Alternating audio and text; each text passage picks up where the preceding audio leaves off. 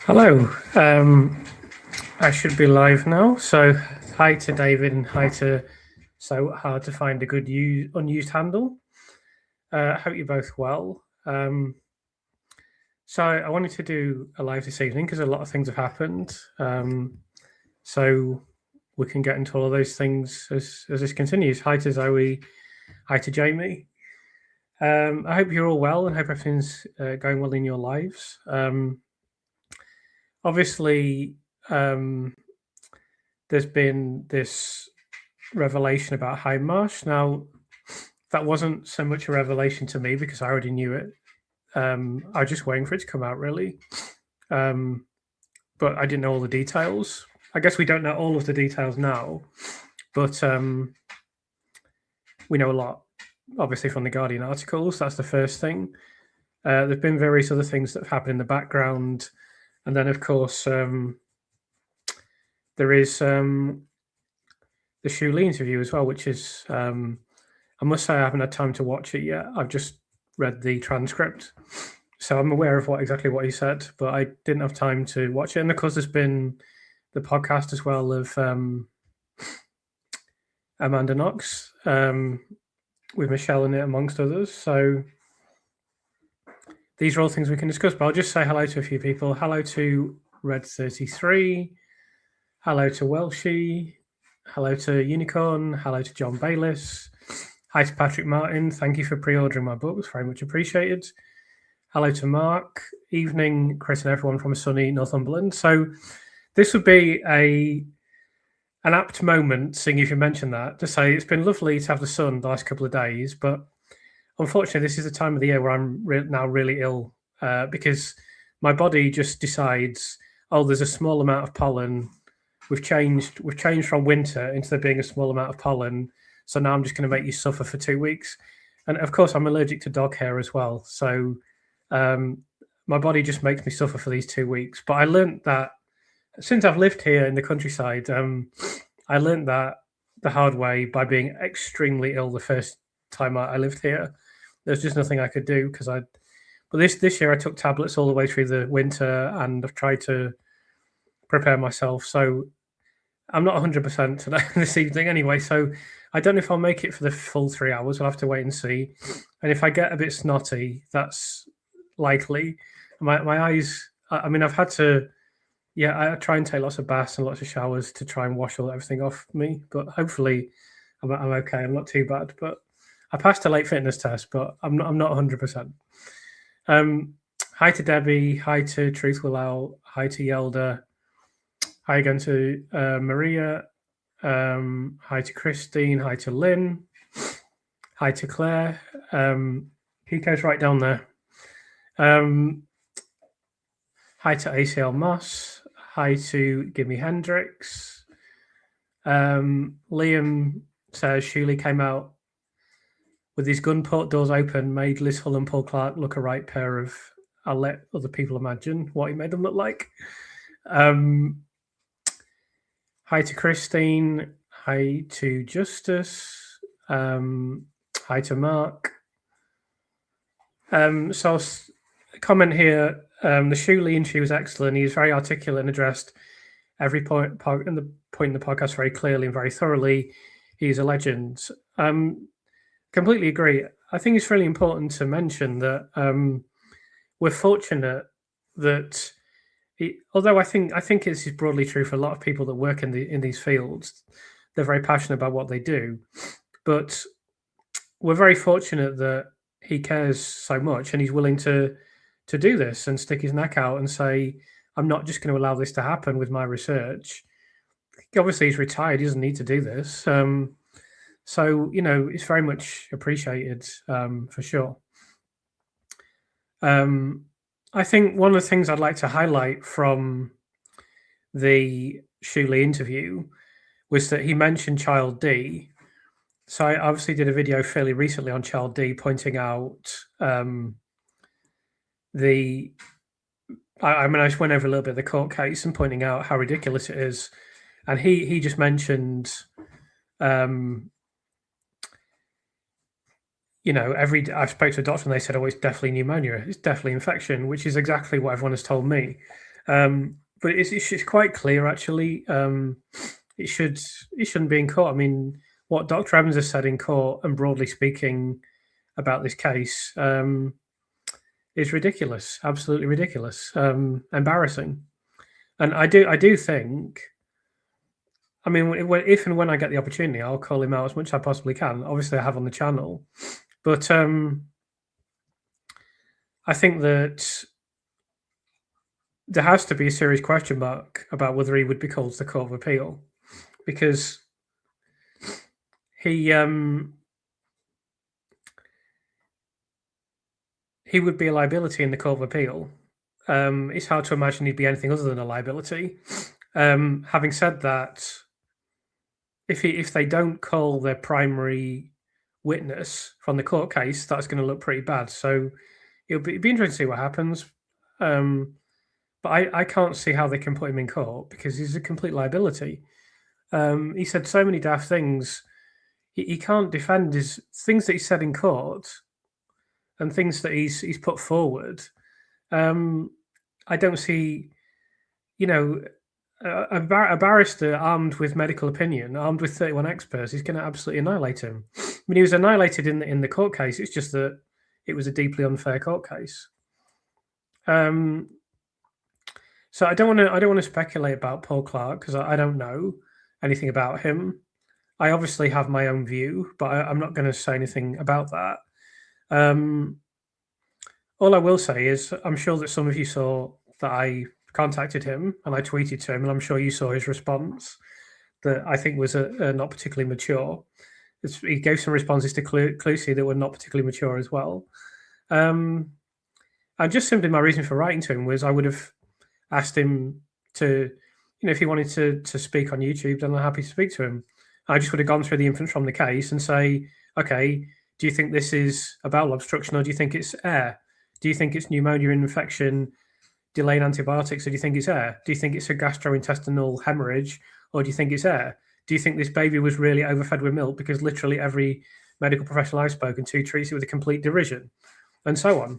And there's no way, and that's why, as I mentioned in a response to someone the other day, that's why he's pointedly not said anything about the infants at all, because he can't possibly say, oh yes, I do think it was air. I don't think it was pneumonia and infection and delayed antibiotics, because he'd be sabotaging himself. Now, as to why he's come out, as this question asks, I don't know. I mean, I have my own theories about that, but I'm not going to speculate. I don't know. But I do know that he can't provide any form of tacit support for the prosecution without destroying himself. Basically, he will just look utterly ridiculous, which is why he hasn't done it. And I would suggest that his decision to go to Liz and Caroline was not exactly an accident. Let's just say that. Hi, Chris and Kiko. Hope you enjoyed listening to Shuli as much as I did. Hope you're feeling okay soon. So it passes in a couple of weeks. Actually, in the peak of hay fever season, I'm usually okay. It's just this time of the year, my body just decides, oh no, there's pollen. We need to make a massive fuss out of it. And there's just nothing I can do. I've learned to deal with it better and better since I've lived here. And I do everything I can anyway. I learned not to have much dairy and, have a shower after I come in. Every time I go out, have a shower and change clothes and, little few other bits and pieces. But, I've done everything I can this evening, but I mean, I don't feel 100%, but there's just nothing you can do about it. And obviously having Keeks makes it worse, but there's a small price to pay. Yeah, people say about honey. I keep meaning to get this honey. There's a certain type of honey that's supposed to be really good. I've never been that keen on honey, but I suppose that's a small issue, a very small issue. I'll have to try and get some. Has anyone listened to the Amanda Knox podcast? I liked her presentation style. Yeah, I mean, considering that she's not a professional broadcaster, and she was in prison not long ago, I think she's exceptional. I mean, I've had a bit of experience now in doing presentations and in speaking to camera and speaking in an audio sense. It's not easy. I suspect she does more takes than I do because I do one, unless I really make a mistake or something that's recording error or something, because I can't really do with recording things over and over again. But I think the present. I was watching a bit of the Mark Maisie stream last night, and Mervyn was saying he thinks the production values are excellent, and I must echo that. I think they're exceptional. So I think it's been really good so far, and there isn't that much stuff for us that we don't know. We have to understand we know a lot about the case, so I think it's a fantastic primer for people in America, in particular, and I'm hoping this is going to become more and more international. That's certainly the aim. I agree with comments. People are saying that Shuley is very professional. You wouldn't really, if you look at his credentials, you wouldn't really expect anything else. It's surprising how unprofessional Evans is. Or, I mean, it was surprising 2.5 years ago. Obviously, we're used to it now. But his overall conduct is enormously surprising because he is just way under. I mean, it boggles my mind. It really does, because if you'd have said to me at the start, give your impression of what an expert witness would be like, and I described that person, Evans is so far away from that in every sense. I mean, I'm now going to mercilessly mock him from now on the fact that he wrote nasal gastric tube in his notes instead of nasogastric tube. I mean, that's just the kind of thing that you can't do. I know it's a small point. I know it's petty. I like being petty, though. It's fun. I never get tired of making a joke about Liz, and I'm never going to tire of making this comment about the nasal gastric tube. But I mean, he's just not very bright. I don't even know. I mean, I was mentioning this to Jenny in one of Mark's streams. I'm really glad to hear Jenny say this, because I always wondered, how did he pass his medical exams in the first place? He can barely string a coherent sentence together. He's in court, he's like umming and ahhing, and he's just an embarrassment. The guy's a complete embarrassment to his profession. So I mean, it was, as you says, so hard as said here about all the papers were ignored, were referenced in the addendum and so forth. The thing is that things have been said, and I don't want to say too much about this, but things have been said on YouTube that are very unwise by certain people. Let's just say that. And I think it's pretty outrageous, really, that this is a peer-reviewed article, peer-reviewed study. It's in a top journal. They're not just going to print it for no reason, just for a bit of a laugh. And I know it's not beyond criticism, and I know academic papers are not always perfect, and I know they can make mistakes, and so on. I accept that, but they're also pretty careful with what they will publish. And I think making these kind of flippant remarks is you're only likely to end up in hot water, particularly when you're taking on someone who has, quite significantly higher credentials than you. I mean, I'll make analogies about writing. It's not necessarily the best analogy, but I mean, I wouldn't go on camera or go public and start slagging off, Charles Dickens or Dostoevsky. I mean, I picked two writers I really respect there, but I just wouldn't, because you're setting yourself. Then you've got to put your own work up against them, and I do set myself the high standards, and I do put myself up against them. Not that I'm saying I'm as good as them, because they're two of the greatest writers in history. But I try to set myself the highest standards in everything I do. But the last thing I'm going to do is start saying, "Oh yeah, I wouldn't have written this paragraph like that." And it's not quite the same thing. But you have to respect your peers, and particularly your betters and your superiors. You just have to. To do otherwise is just stupid. And yeah, I'm sure he'll go very quiet now. Or if he takes it on any further, he's going to end up in a lot of trouble. Very strange behaviour indeed.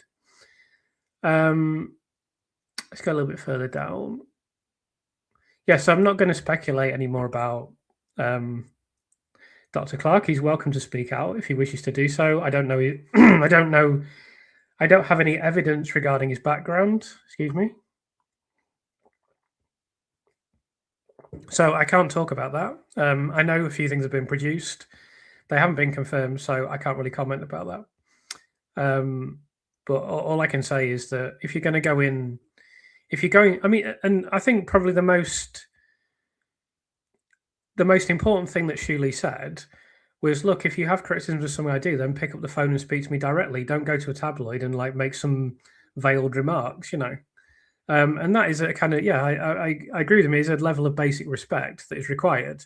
And there should be a level of basic respect for someone who's been instrumental in neonatology in Canada, who is much, as I say, higher ranking than Clark. So I think that's the most important thing. And I do think if he pipes up on Twitter again, people should remind him of this. People should remind him, look, speak to Dr. Lee directly.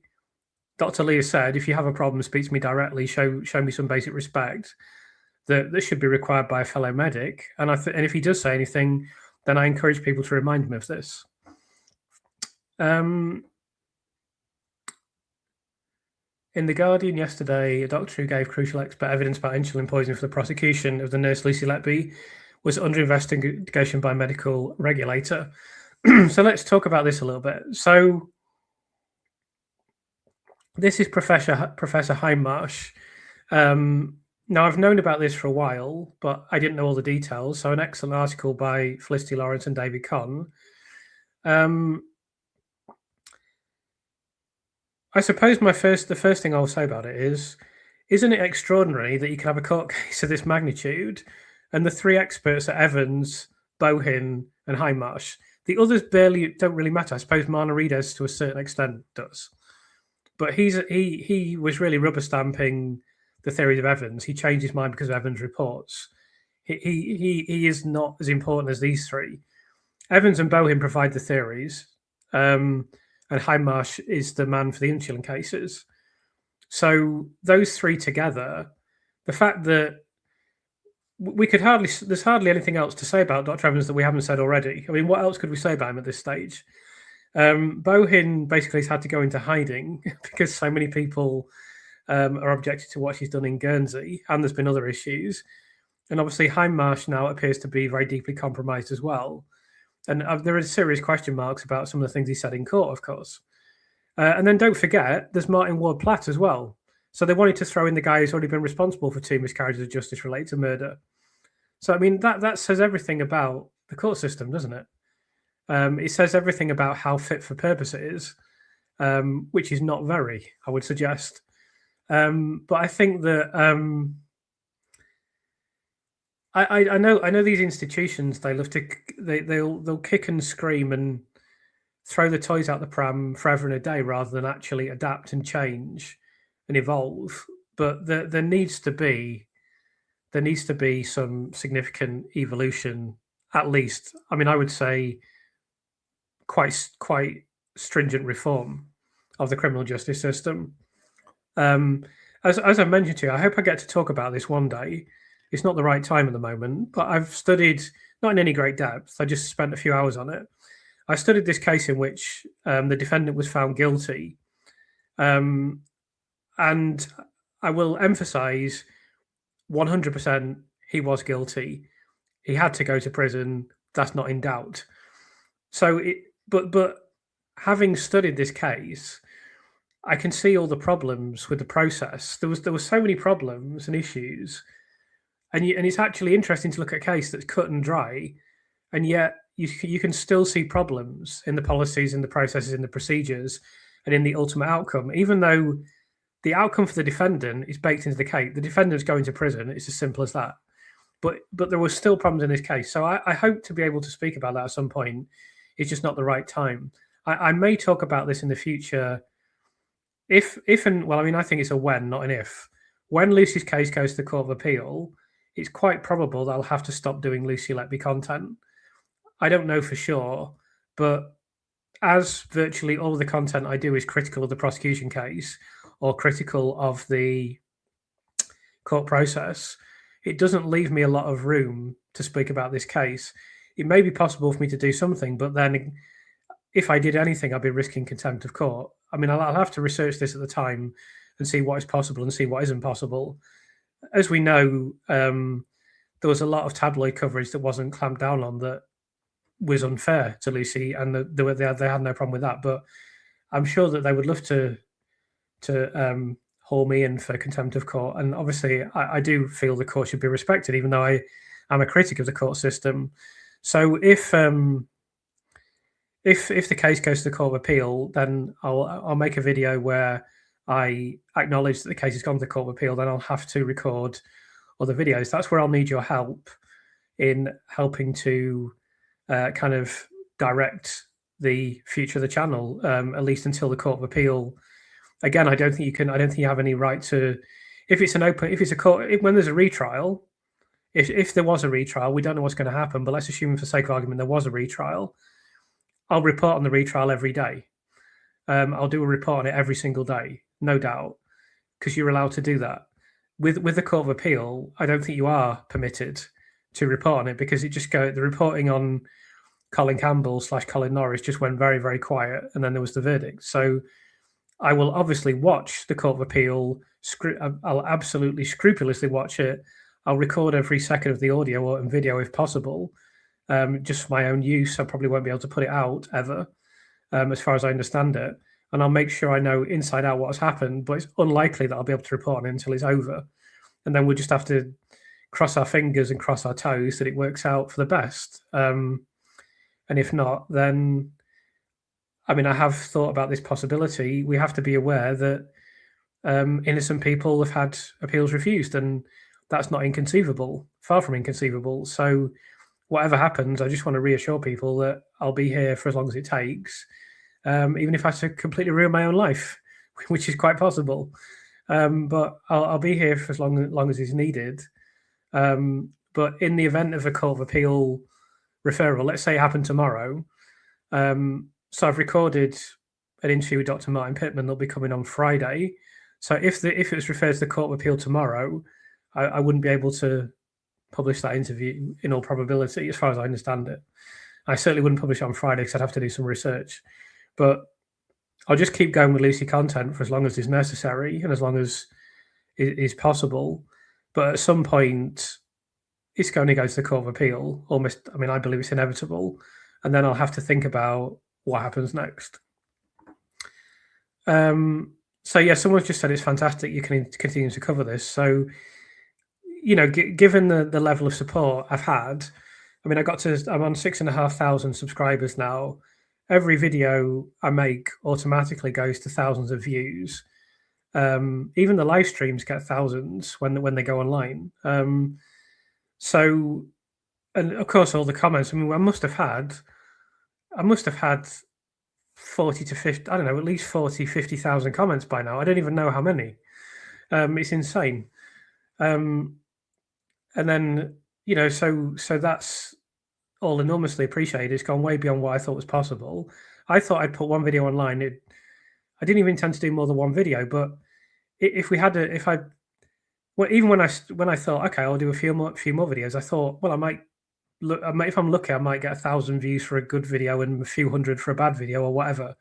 So obviously things have gone way, way beyond my expectation. And, you know, I do feel a sense of responsibility to repay that by doing the best that I can for Lucy and for you.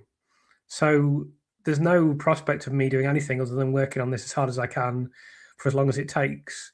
I mean, February was an incredibly hard month because I had to go through a big feedback read of my book. And at the same time, it was the biggest month I've ever had on YouTube. In fact, I got double the watch hours last month I've ever had, even in the previous peak month, when that would be around about the BBC and ITV documentaries came out. I got more than double the number of watch hours last month, even though I put out less videos, and even though it's February, so there's less days, and I got an enormous amount of comments. So last month was really hard work, but it was, you know, also really encouraging.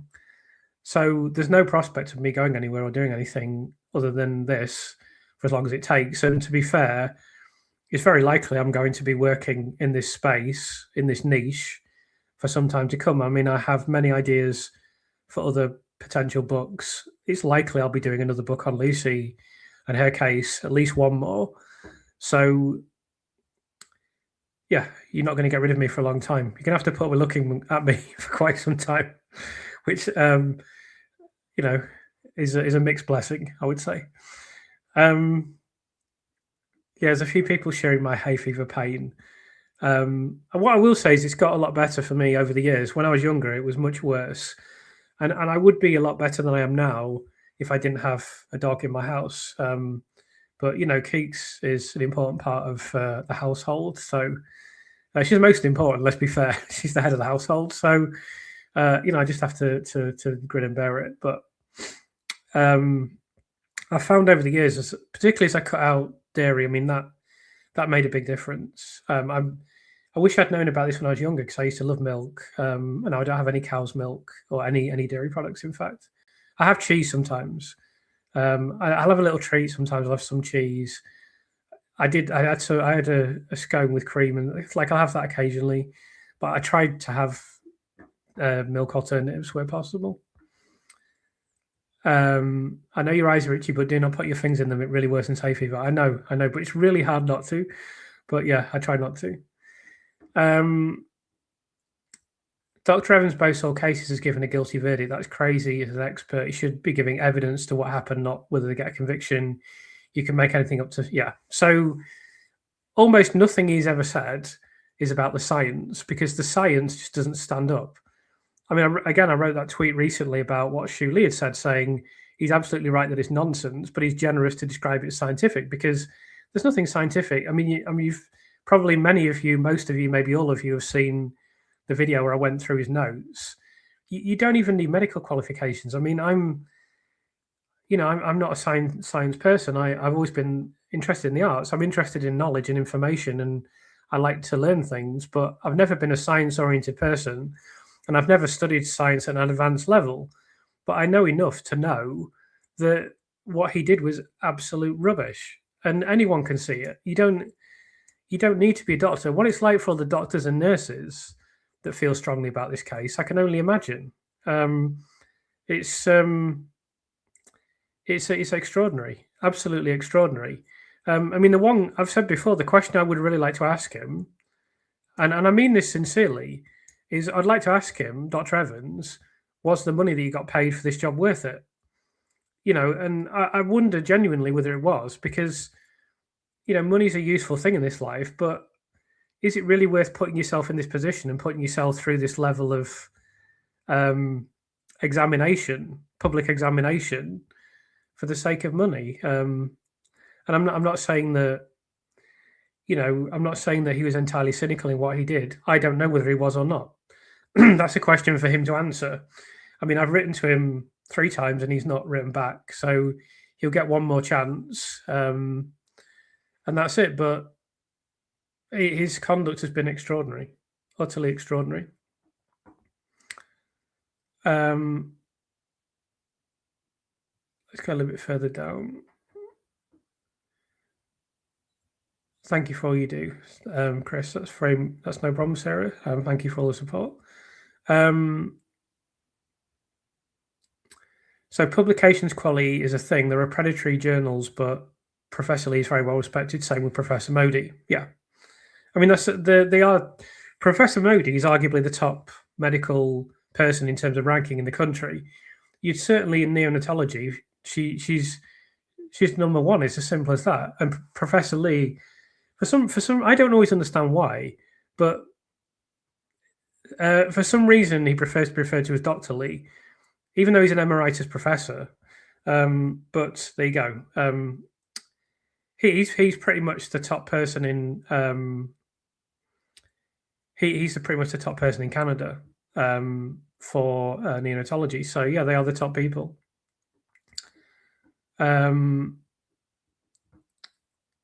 Hi to Anna, good to see you here. Hope it's not too early over there. She's in Australia. Just going a bit further down. Yeah, I don't want to comment about Dr. Clark anymore, but you guys are all free to comment. But I've contacted him quite courteously, and he was rather immature about it. That's all I will say. I don't have anything else to say. So an interesting comment here about Hindmarsh. So suggesting they used sleight of hand to suggest he was a great Ormond Street consultant, knowing full well they'd basically sacked him. So yeah, that was an interesting aspect of the case. What I will say is that Dr. Evans could hardly have been subjected to more stinging criticism, and yet the jury still found Lucy guilty. So they still took him seriously, despite the fact his cross-examination, the evidence he gave in court, is laughable. Despite the fact that,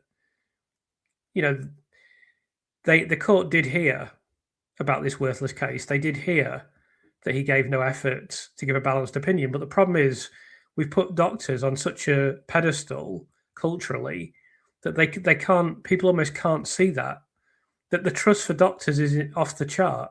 Maybe it's the last profession where they are afforded an enormous amount of almost automatic respect and deference that is inappropriate. I respect doctors. I've had lots of docs on the channel, and unfortunately, we're really lucky that they're basically all brilliant people. But I don't automatically assume every doctor is wonderful, and they don't get.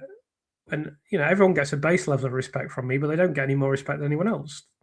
They have to prove their worth, and we shouldn't put them on a pedestal. But I think even if Hindmarsh had been in court, even if they'd highlighted what we know now, I still think that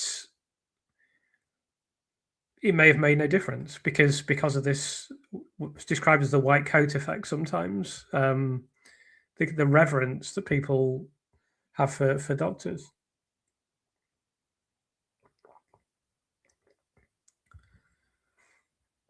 So there's a comment here which I won't read out, but there have to be question marks about whether or not Dr. Evans was involved in the selection of Hindmarsh. I don't know if he was or not. It's implied in these notes that he was involved in the selection of some experts, or he recommended experts. We know if he recommended them, the Cheshire Police will have just put them in because they didn't do anything to question him. And then when they were told to get other experts, they didn't bother. So we can say quite confidently that if he did recommend people, that they would have just taken them on board. I mean, they couldn't have had anyone worse than Ward Platt. Hardly possible to name a worse person. I know I'm speaking ill of the dead, and I'm sorry for his family and all that, but at the end of the day, he presided over 2 previous miscarriages of justice in relation to murder, or at least he contributed to them. So, and he was going to be in the case, which is incredible. Live chat needs likes. How do live chat comments not have likes? So you can like the video if you wish. They all do okay. They all do fine when they go on YouTube. So. I mean, as well, let me just say while we're on the topic, I mean, I really appreciate 200 people turning up every time. We always have a consistent 200 viewers, and that makes it a hell of a lot easier for me to fill the airtime and do these live streams. If we had 2, I'd be struggling, or it'd be harder. So the fact everyone turns up is, really appreciated. I would have. I watched a bit of Mark's stream last night, and I would have gone on that, but I just felt too ill. I felt terrible last night. I feel a little bit better today. So I just thought I'll have an evening off. I've not been feeling that good, so I've been trying to rest and recuperate a little bit and get back to a good state. It's this comments about Clark and Cheshire Police, so has not been confirmed. So we don't know. I should say as well, there obviously are a lot of people called Paul Clark in the world. It's a common name, and the document that's been presented is not confirmation of anything. Obviously, he himself could say, "No, I never have worked for Cheshire Police," or "Yes, I have," but he won't do that, seemingly. but we can't infer anything from that, or I can't infer anything from it, certainly. Yeah, I can't comment about that. Sorry. So can I just actually, that reminds me. So often you say things in the comment section of the videos that I may or may not agree with, but I can't endorse them because they carry legal risk. But you guys can say whatever you want. That's fine.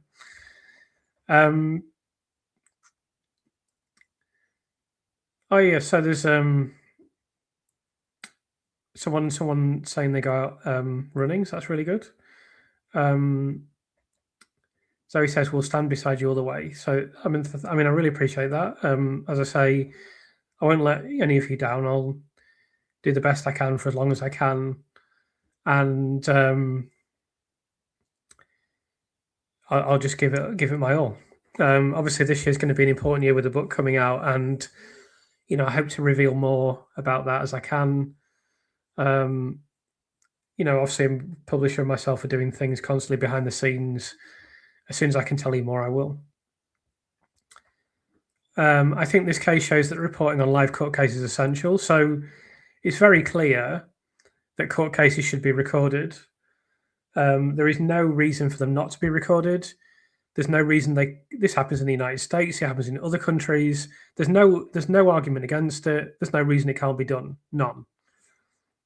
I don't even think it's acceptable just to make the transcripts available free. Although obviously that would be an improvement over this case.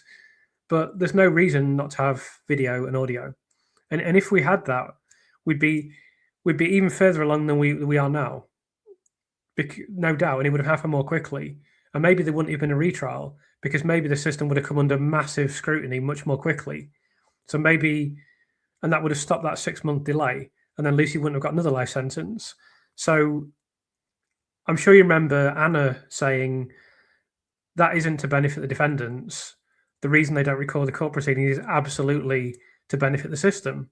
Of course, I believe that, but I've not been part of the system, whereas Anna has been a prosecutor. So she knows. Do you think the Lucy case will be the case that causes the justice system to change? What I will say is that when this ends, when this is over, and I obviously really look forward to that day, this will be an enormous story. It will be one of the most important things that's ever happened in Britain. It will be the only thing that will be on a bigger scale, as I say, is these epoch-changing events like Brexit, for example, or COVID. As a news story of a single event, it will be of nuclear importance. And I can't predict whether or not the justice system will change. I'd love to sit here and say definitively the justice system will definitely pay attention to this and it will definitely evolve at the very least as a result of this. But I can't say that with any confidence because it's remained unchanged for so long. And the judiciary is very powerful. And there are a lot of powerful people with a vested interest who don't want it to change. And the state won't necessarily want it to change because they would rather do nothing.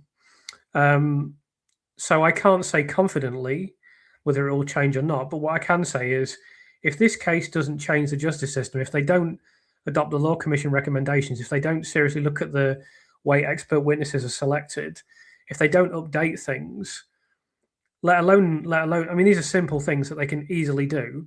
If they're not willing to do that over this case, then you might as well say it'll never change. Because if this isn't big enough to change things, then I don't see what could be. I mean, it would have to be that there isn't anything. This is as big as it gets now. There just couldn't be a bigger, more high-profile, more serious case. And as we know, it's complete nonsense. The justice system, the police have failed, categorically failed. So when this is overturned, if that doesn't lead to serious change, then you might as well give up. I mean, I wouldn't expect any change in our lifetimes, put it that way. Could you switch your attention to looking into the cases of other convicted nurses, e.g. Bengean, Colin Campbell, when the case goes to the Court of Appeal? Yeah, so that would be certainly a possible. I would be more likely to speak about Colin Campbell and Colin Norris first, because I've met one of the central people involved with that, and I also know someone who writes to Colin on a regular basis. I feel a bit bad about Ben because his dad follows me on Twitter, but I don't know anything about the case. So before I could come out and say, I think this gentleman is innocent, I would need to be able to be very confident of that. Like with Lucy, obviously, I went through this process of, first of all, I was like preparing my book in the background. I was doing a bit of writing online, and I was in a few groups, and a few people knew what was happening, but no one knew who I was really. Sorry if I'm wheezing. It can't be helped. Yeah, so I was completely anonymous, and then obviously I did my first video for YouTube, which was not planned, and then that did quite well. So then and I knew there was going to be a point when my name came out. I can't remember when I did that, but then my name came out, and then eventually I did my first interviews with Richard Gill. So then you had the great pleasure of seeing what I look like. So that was a kind of nice, steady unveiling, I suppose, or soft landing to being public. And then it's going to be, I guess I'm much more.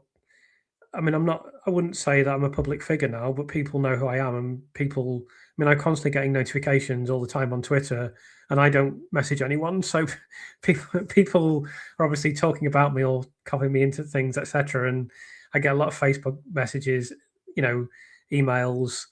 I've got lots of friends on Facebook now, and then I get lots of emails through my Lucy Letby analysis email as well. Had easily over 1,000 in quite a short period of time. So it's kind of developed, but a nice pace for me.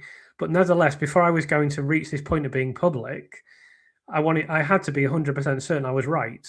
That there would be nothing worse than coming out and then. I would like to think I have integrity and intellectual honesty. If there was something that pointed to guilt for Lucy, then I would say, okay, well, I was wrong. I'm an idiot. Unlike certain other people that I could mention, because I'm big enough to do that. But the last thing I want to be doing is defending someone who done something horrendous. I'm not for 1 second saying that Ben has done that. I'm just saying that I don't know whether or not he's innocent because all I've read is a very small amount online, bit of Wikipedia, and I know Mark McDonald has represented him, and I believe Richard Gill did, but I don't know anything about his case, and there is this syringe issue that would be raised immediately. People would say immediately, why was he taking a syringe out of the hospital? Why did it have this in? Why did he do this? Why did he do that? It can just be a very unfortunate coincidence. But the fact is, I don't know anything about that case. So it will be difficult for me to be an advocate for him at this point in time. So I would be less likely to cover that case for that reason. I know more about Colin Norris's case, so that's more likely.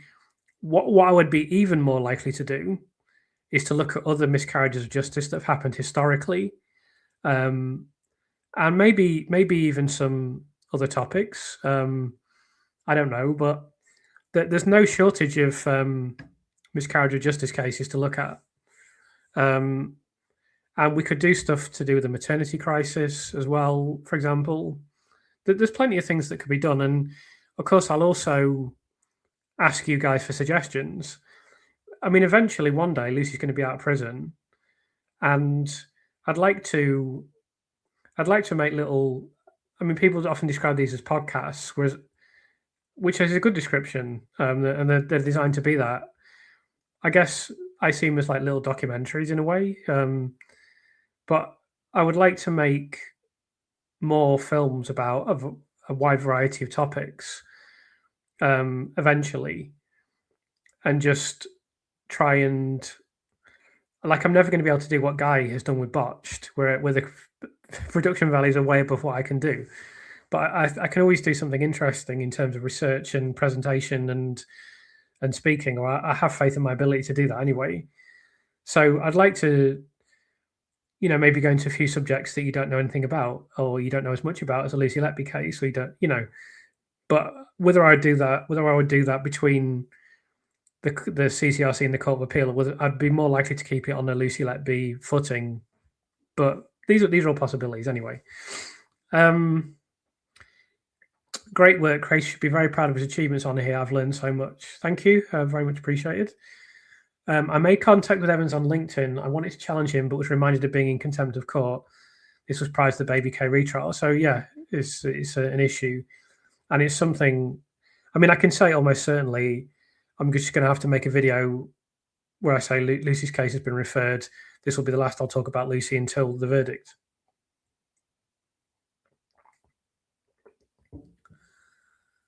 Given the poor quality of evidence, is there no possibility of Miss Letby being totally exonerated of all the charges, as happened with Lucy de Burke in the Netherlands? This would seem a lot fairer. Yeah, it's possible. It's possible. I'm not an expert on this, but they are reluctant to call someone innocent unless there is like DNA evidence, usually, isn't it? Or it's proven somehow that it's beyond any doubt whatsoever that there was no crime. Like I think were they fully exonerated in the post office inquiry because it was ultimately found out that no one stole any money? I suppose in this case, you could say we know damn well there were no crimes at the hospital, but the criminal justice system may say there could have been crimes at the hospital still, even though there weren't, but we can't say definitively that Lucy Letby was guilty of those crimes. So she's exonerated because she's not guilty beyond reasonable doubt, but she's not fully exonerated in terms of being innocent. That's feasible. I think Lucy's going to have enormous support whatever happens, so I don't think she's going to have to rely on compensation. I think she will provide whatever support we can for her. You know, I know people will donate generously. I certainly will, and she will have support, and she'll be fine, and she won't have to work. That's for sure.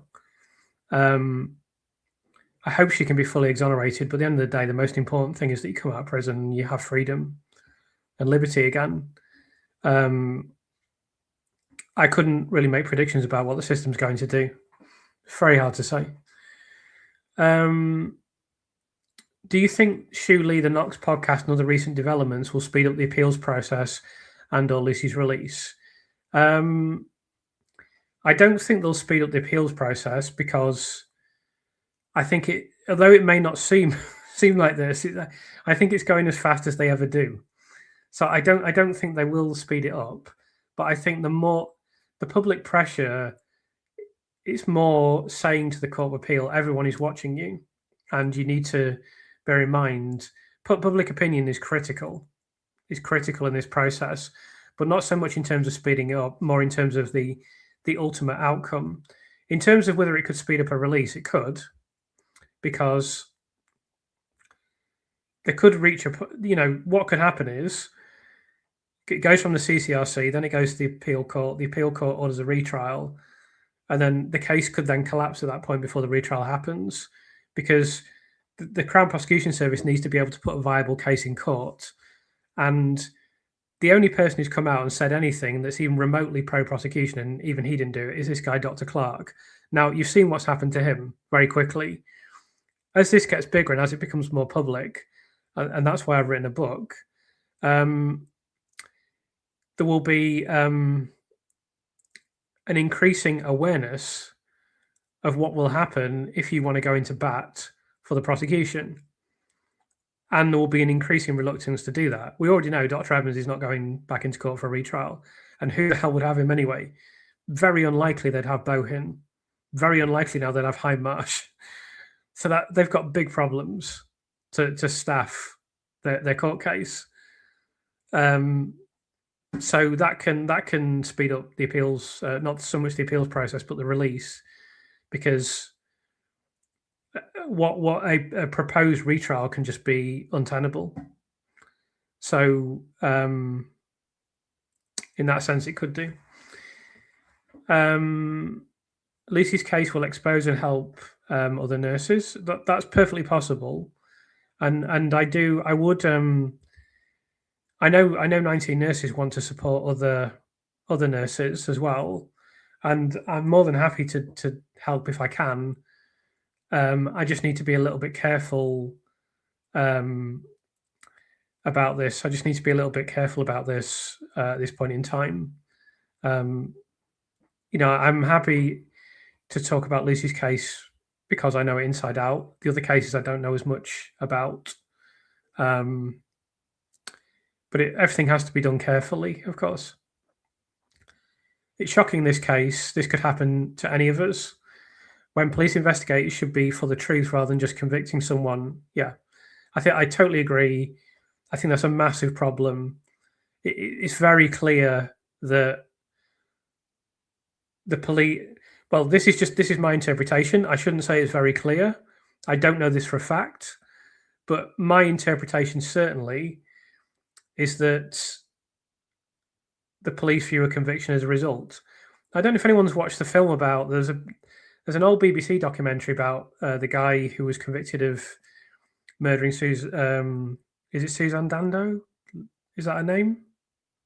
Jill Dando, isn't it? Suzanne Dando was she a gymnast or something?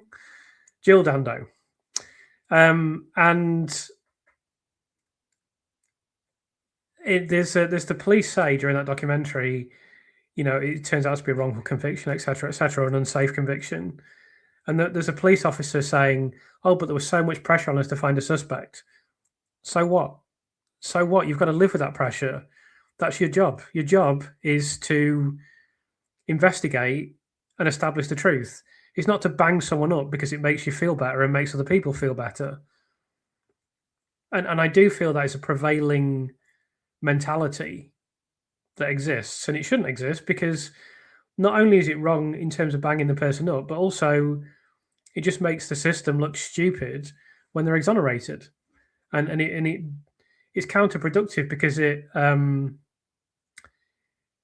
it diminishes faith in the system, rightly so. Sounds like we all need to chip in for Chris to have a weekend at the seaside when Lucy's out, obviously. Yeah, that I wouldn't ask for that, of course. I never would ask for that. But it's a very, very kind thought. I would love to hear Lucy's side of things, Chris. Maybe a future collaboration there. So a couple of people just suggested this. Obviously, I would like to do that if Lucy wants to do it. It would be a very lucrative book for her, and I would only ask for a ghostwriter's fee for doing it. I would mostly give it to her. So I'm more than happy to do that. The two things that would determine this are, firstly, whether Lucy wants to write a book, and secondly, whether she would choose me. It's entirely up to her, of course, and there would be other candidates, so it's not guaranteed that it would be me. But of course, if Lucy wants to do that, I'm very happy to do that with her, but let's concentrate on getting her out first. If the police do leave things out, they should be liable to conviction themselves. Yeah, I mean, they should be, but you've seen what happened at Hillsborough, and you've seen what the police, the consequences were, i.e. it was a disaster, calamitous, embarrassment, and there were no consequences. Philip Peace is one you should look at.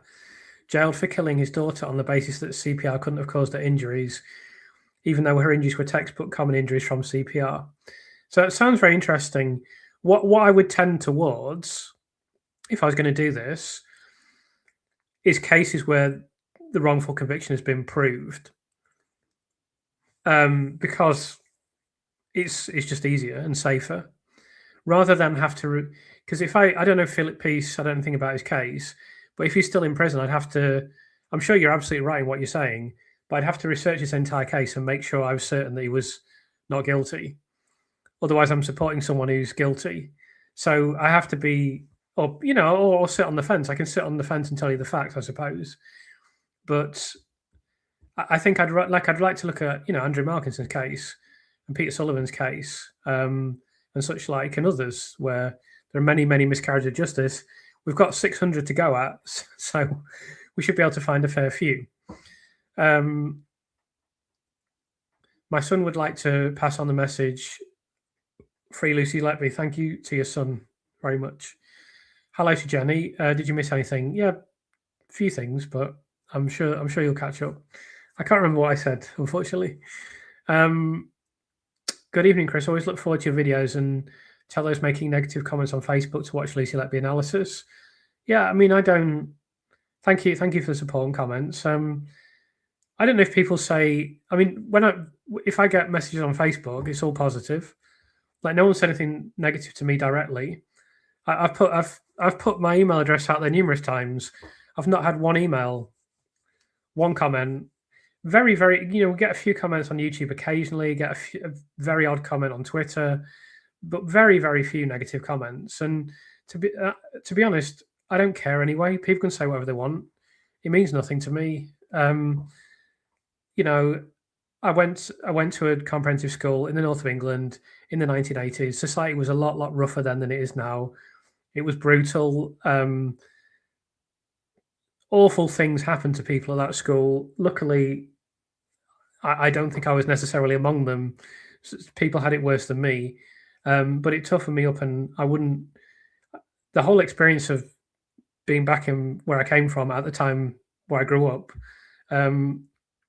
it wasn't all pleasant, but it definitely hardened me. So some kids or some juvenile people saying something on Twitter, give a shit.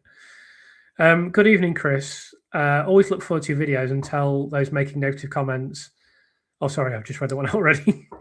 Good evening. Thanks very much for the videos, really. Thank you for being here. Really appreciate it. Are we not allowed to hear from Lucy? Like, can a journalist not interview her in prison, or has she been told not to say anything to press? I don't know what the regulations are. I haven't made any effort to see her myself because, I wanted to be as impartial as possible. All the time that I've been investigating this, I've not seen myself as being an advocate for Lucy or on Lucy's side. It's always trying to investigate the cases objectively and look at the evidence and look at the science and try to come to a rational conclusion. I feel that if I was to speak with Lucy directly at this point in time, then I would be jeopardizing that. So although a lot of people have suggested this, I have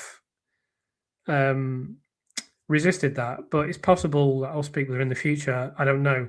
I do need to write to her parents just to inform her that I've written a book and it'll be coming out and it'll be in the public domain, and just to let them know, just as a courtesy, really.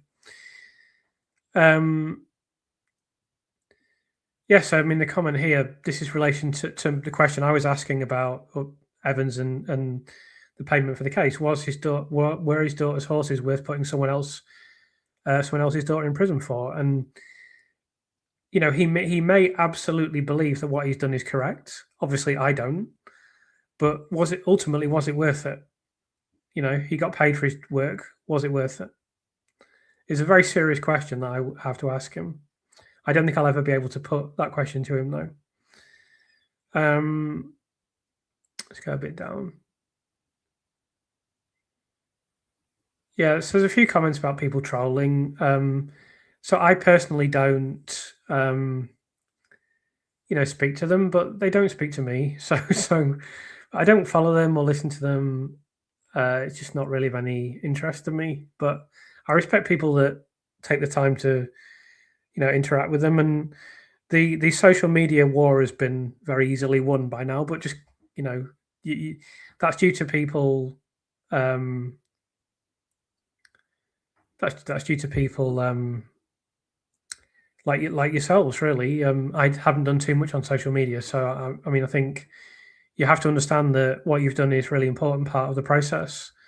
So I'm very appreciative of that. I watch all your content, but I've never commented before. I'm also a nurse. Thank you for your continuous work on this very important issue. Thank you for your support. Thank you for commenting, and thank you for what you've done as a nurse, for that matter. The title of professor is usually temporary, whereas the title of doctor is awarded for life. I did not know that. So there you go. So I could mention something about that, but I won't. It's not important. It's in relation to Dr. Clark. You may notice that I'm calling him Dr. Clark. how do I find your book? So if you look up, it's published by Cinto Press. It is coming out on the 9th of July. It's called Reasonable Doubt, Examining the Case of Lucy Letby. If you look any of those things up, you'll be able to find it. I could put a link in the chat as well. Can I put a link in the chat? That's the question. Yes, I can. I found it. There we go. So here's the link for the book. You asked this question like 29 minutes ago, but there you go. Hopefully hearing the answer. What other books have you written, Chris? So I've written and published novel. I haven't chosen to promote this, but one day you probably, some of you will find out about this. I mean, I'm lucky that my previous book was extremely well reviewed, but it's a very big departure from this book. But I can do different styles, so it's not a problem for me. I love writing; it's what I love doing. So, I mean, I don't, I've got a love for doing YouTube now as well, and I definitely want to keep doing content. But I mean, I lean very heavily on my research skills, and really, it's just writing for a video format. Aside from that, I've written about 50 books on various topics. Most of them are ghostwritten. Well, the others are ghostwritten on many different subjects. I've ghostwritten another novel, and I've written all the other books are nonfiction, wide variety of topics. I can't give too many details because I signed a lot of non-disclosure agreements. One or two of these books are bestsellers, and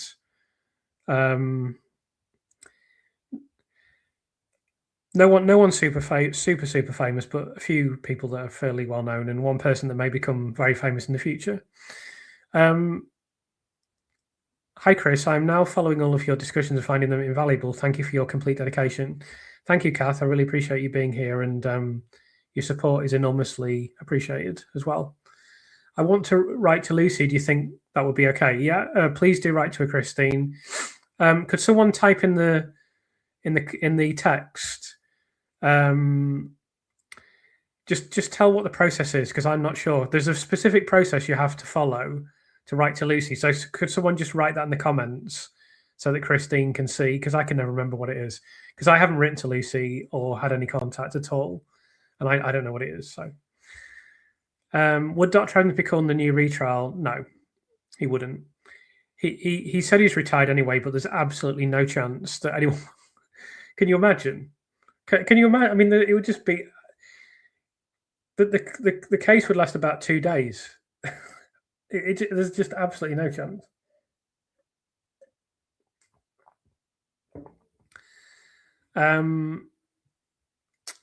Evans has exploited an inadequate expert witness program that has suited the legal system just fine, even when it is clear just how poor the service provider can be. Bowen and Hindmarsh the same. Pretty much would agree. Yeah. I think that I mean,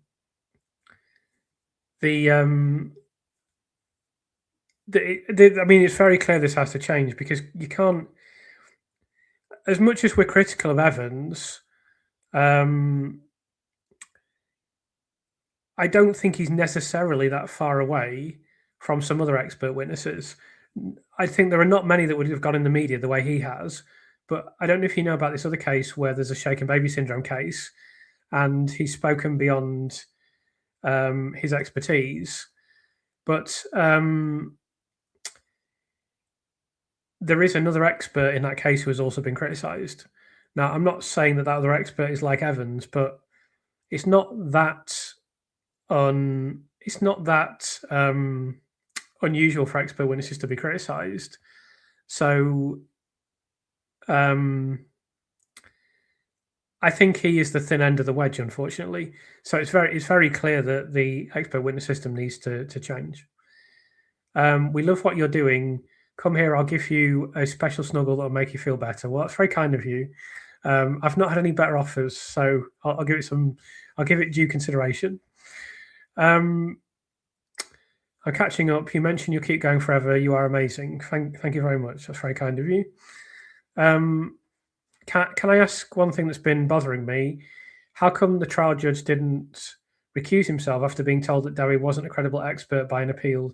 So we don't know the answer to this definitively, but I believe that the reason the judge didn't throw Dr. Evans out of the court case is that he didn't have the courage to do it, because he knew this is going to make the court look ridiculous. It's going to make the criminal justice system look ridiculous. It's going to make the police look ridiculous. We spent tens of millions of pounds. There's already been 6 months of the court case by the time.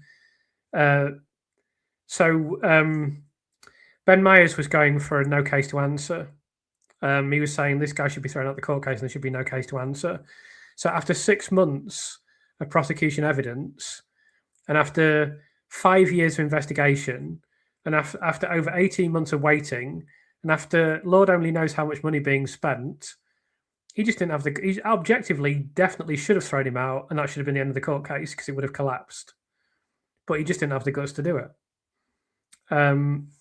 That's my opinion. I can't prove that, and I'm sure Judge Goss would disagree with that. But what else? Give me, if anyone's got a better explanation, tell me in the comments. I can't think of a better explanation. Good night, Chris Mustache. We'll catch up tomorrow, legend. Thank you. Appreciate the support. Hope you have a good run tomorrow. You won't hear this because like this happened half an hour ago, but anyway, maybe you'll see the recording. Has the Netflix documentary been more positive in swaying people towards innocence, or has it caused more guilty beliefs? American viewers seem not to be up to date with the latest developments. So I think it's a big net positive, because I think it's definitely swelled the number of people toward, well, I know it's swelled the number of people towards innocence, because my figure's more than doubled. And the Facebook group I'm part of. I don't post on it that much because I don't have time, but that's, I think, tripled. I think more than tripled. So that's a net positive. And over time, the more people will be interested, but they won't have a strong. Even people who believe that she's guilty, they won't have a strong feeling about it because they've not been indoctrinated by all the press coverage in the same way that occurred in this country. So over time, we can bring them over to our side, and that's why I want to make this international. Obviously, Amanda Knox's podcast is helping us as well, and I think they don't have all the nurse death, blah blah blah nonsense polluting their perspective. So I think they can definitely come over to our side, and I think they will. So I think it's absolutely a net positive, and it'll become more and more of a net positive as time goes on. Have you written to Lucy in prison? So I kind of answered this. I'm not going to mention that channel. I've missed the start. Can it be watched on catch up? Yes. So let me just mention that this will be available on my channel. I don't like sharing the screen because it never works properly. But if you go to my channel and if you go to, there's some tabs. It says home, videos, live, some other stuff. If you go to the live tab, this will appear about 15 to 20 minutes after it's completed. It takes a little bit of time to process, and I have to do a few things behind the scenes to make sure it is posted correctly. But it will be available.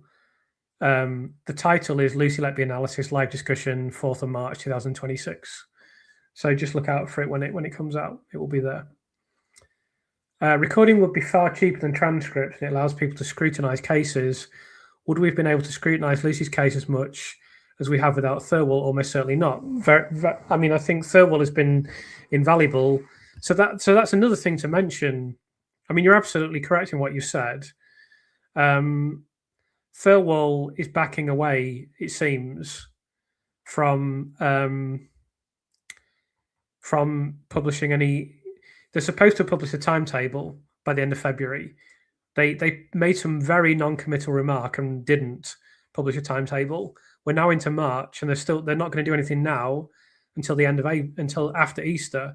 We're supposed to be getting the actual report after Easter, so they're getting more and more nervous about what they need to do. And bear in mind, it's already been delayed. It's already been delayed by what is it? it will have been delayed by like 8 months, I think, in at the end of Easter. So they're getting nervous. But yeah, I thought, well, although the public inquiry itself is shambolic, farcical, laughable, a complete joke, the documents have been enormously useful. But you're absolutely right. The recording court cases does allow scrutiny, and it's something that that should happen in this country. Things should be recorded. I mean, I have no doubt of that. The Netflix documentary has swayed a couple of people I know. I was gobsmacked when they told me they were convinced she was guilty before. So that's really good. So I've had quite a few people that have been swayed as well, and people have told me that in the comments. Not only in my personal life, but yeah, people will be swayed because it would look at the caliber, look at the quality of evidence for guilt in that documentary. And then they didn't do a good job of presenting the not guilty evidence. But if you've got a brain in your head and you see it, and you see there's this very, very highly regarded doctor, and Mark's there talking about the panel. I know if I knew nothing else about the Lucy Letby case and I saw that documentary and I went in cold, I would know, well, I've seen the quality of the police evidence. It's Lucy saying no comment, and some sheets, and that note, and some kind of inane comments by three people who are all intellectually challenged, versus, some very credentialed people. That would 100%. I know for a fact I would definitely look into it. Obviously, as you know, I've looked into it a long time ago, but I know if I just saw that documentary, I would start to look into this case, and I would know very, very quickly that it was a very troubling case. I have no doubt of that. So I'm not surprised other people are, and I'm sure there'll be a lot more. Get Lucy home to her cats. Yeah, unfortunately, her cats are not there anymore, sadly, because they were rehoused and they're probably not with us anymore, which is a shame.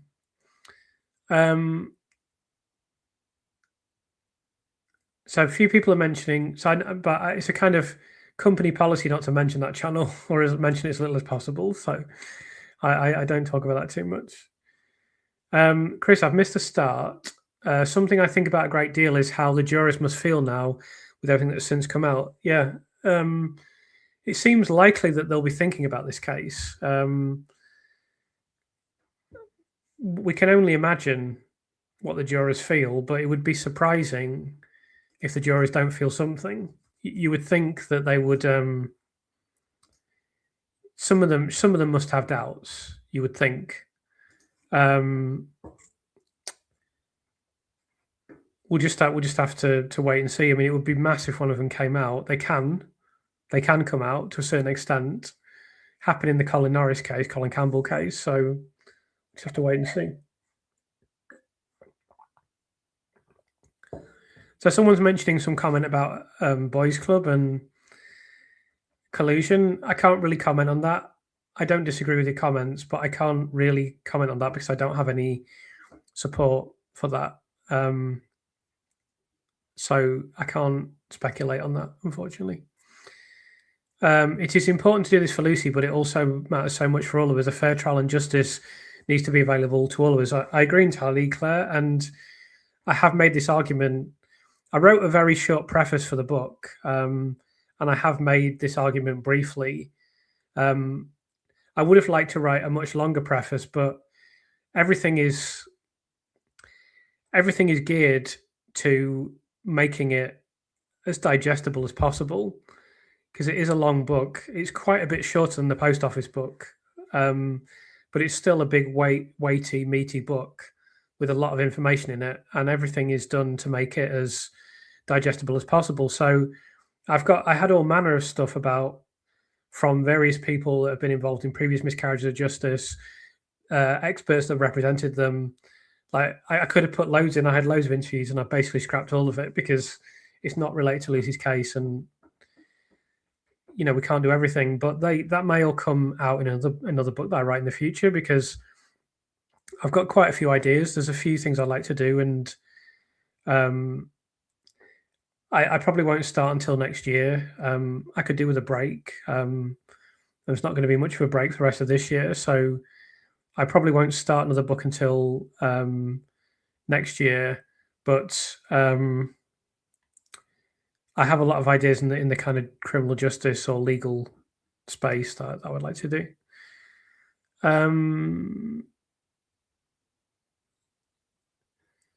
People are talking about the channels that remain nameless. I might comment on it at some point, but not today. I read somewhere she may not be able to sue for compensation. So there's going to be a lot of public pressure on the system to allow her to have compensation, but it is true that not a very, very small number of exonerated people, I think it's 8%, receive any compensation because, as I discussed earlier in this video, it's always said, oh, you're not innocent, you're just not proven guilty beyond reasonable doubt. So because you're not innocent, you don't get any compensation. So it's possible they'll say that to Lucy, but they're going to come under enormous public pressure. Hi, Chris, great channel. A question, if Lucy gets a retrial and is eventually set free, how will the establishment spin it so the house of cards doesn't all come down? More scapegoating won't wash. Yeah, it's going to be a very delicate scenario for the state, for the criminal justice system, for the judiciary. I mean, Dr. Evans is very vulnerable. I wonder if he knows how vulnerable he is, because he's not very bright. So he may not realize just how vulnerable he is yet. But he's the person with no friends. So he can be scapegoated, but there isn't going to be an easy answer to this. And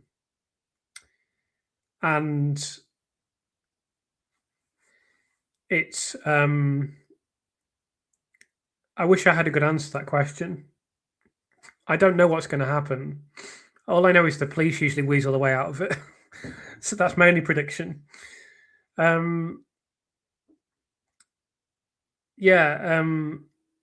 With regard to that channel, I don't rate the content in very... I don't hold it in very high esteem, let's just say that. If this conviction is not overturned one way or another, what the hell are we supposed to do? Just get on with our lives? Or, well, we tried, never mind.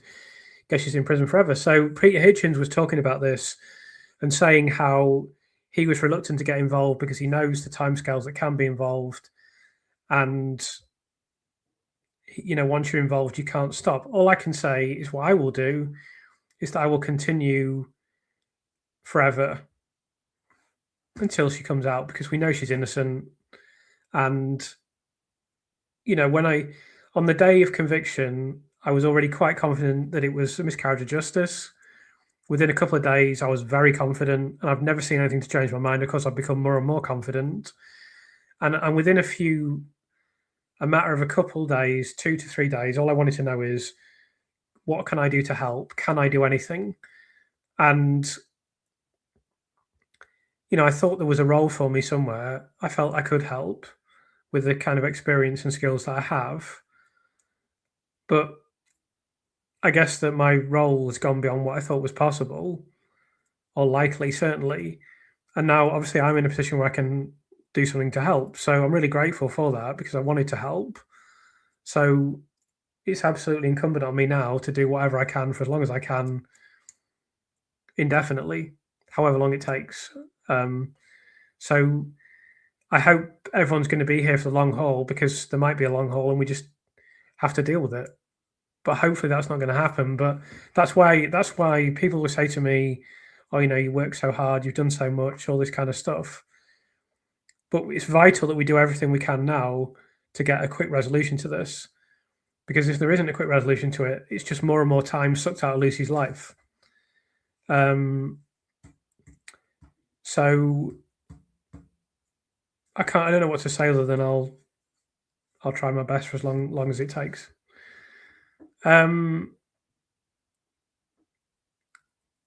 If the trial judge knew about, so if the trial judge knew about Dowie not being a credible expert and didn't tell the jury of what had been told by another judge, surely that warrants Lucy's case being a mistrial. So the court did hear about Dewi Evans' previous case in cross-examination, and the judge said the jury can make the decision on whether or not he's a credible expert, whereas it shouldn't have been down to the jury. It should have been down to the judge.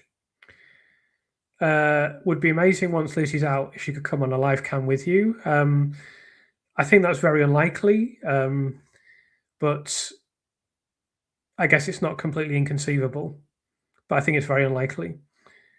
The main thing is just get her out and let her try and rebuild her life.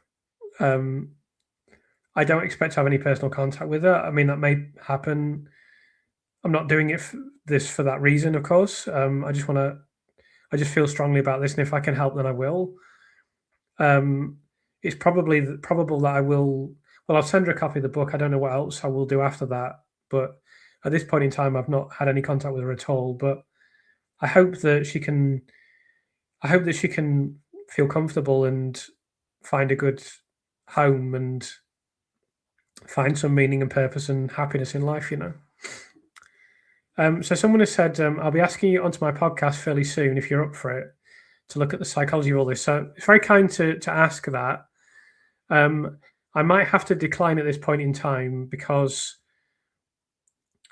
it's complicated, but it's to do with the PR for my book. It has to be. I have a team of people working for me, and it's complicated to do with publications and various things that they might ask from me. So I might not be able to do that at this point in time, but at some point in the future, and it might be quite a way into the future, I'd love to come on your podcast. But just if you send me an email, if you email me at lucy_letby_analysis@mail.com, we can discuss and I'll make sure we're connected. And then when it's possible for me to do that, I will do it, but I probably won't be able to do it at this point in time, unfortunately. But I really appreciate you asking me. My dog's sulking. Keeks has gone downstairs for some reason, which probably means she needs a toilet. Just bear with me. I might have to send Keeks to the toilet. Are you all right, Keeks? What do you want? Just bear with me 1 second. Do you need a wee-wees? Do you need to go for wee-wees? Right. So Kiko needs the toilet. So I'll just go and take Keeks to the toilet. So there will be an interlude of a few minutes. I'll just be a few minutes. Come on then. Time for wee-wees. Kiko, you got to do those wee-wees. Okay.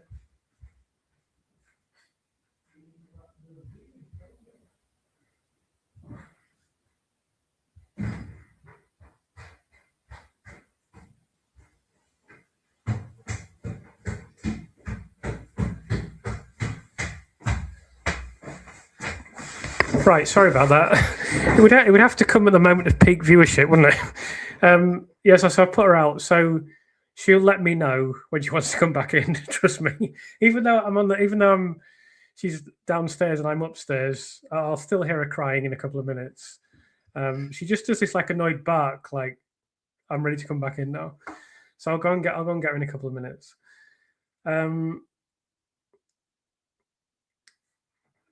Let's see what I got up to. The gang of 7 consultants must know enough about medicine to know the theories Evans came out with were nonsense, but they chose not to say so. Well, I think that if someone comes up with a theory or a collection of information or an argument or a belief, and it's in your interest, you're going to be more inclined to believe that it has credibility. People love self-serving beliefs. A lot of people have a lot of self-serving beliefs. And, the work of Evans, and I use the work in the loosest term possible, was very much serving the interest of the consultant. So it's only natural that it's only natural that they would believe that. That's just the kind of nature of human beings. We're we like to believe that we're objective, but ultimately we're not. And it's only the higher caliber of human beings that make a commitment towards being objective. I mean, that's something I've learned about the internet from the internet. I thought everyone was like me, and tried to be objective and tried to follow information and try to learn things and try to put together, form an objective view about things and an informed view. It's only I've only realized since the internet has become popularized that so many people just form an opinion on something and then try to buttress that opinion desperately, even as it becomes untenable. But they'll take it to their grave with them on so many topics. So if you have a belief like that Lucy is to blame for everything on the union, that serves your interests, and then someone comes along and says, "Oh, look at all this information that says you're right."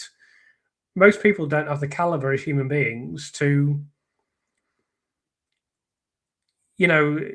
how it's not many people will go against the grain. Generally, it's quite a small number of people. I mean, everyone here is really special because you will, but a lot of people won't.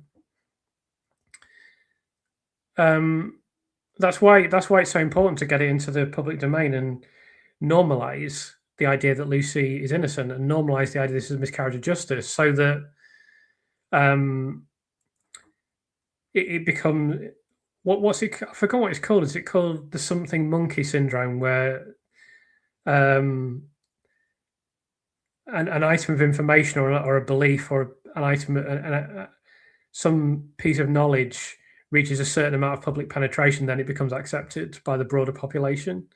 That's the kind of thing that we're trying to achieve. Right, I'll be back in 1 minute. I've got to get keys.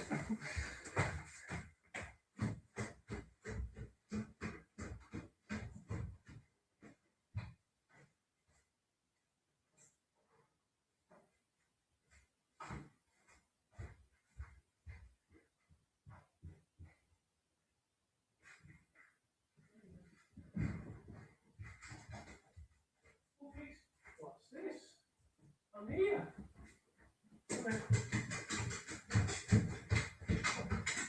This way.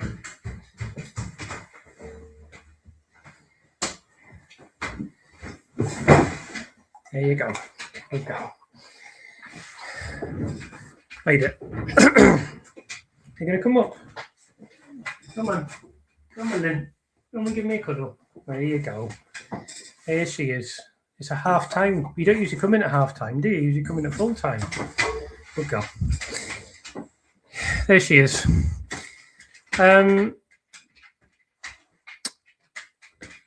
So someone says, I've not seen Mark McDonald doing a live stream. Anybody know when he does it and where, please? So he can't do that kind of thing. The legal system would frown on that. So it's just not something. You have to be very, they don't even like you doing a press conference, do they? Or telling people that this is a miscarriage of justice. So he can't do live streams online, unfortunately.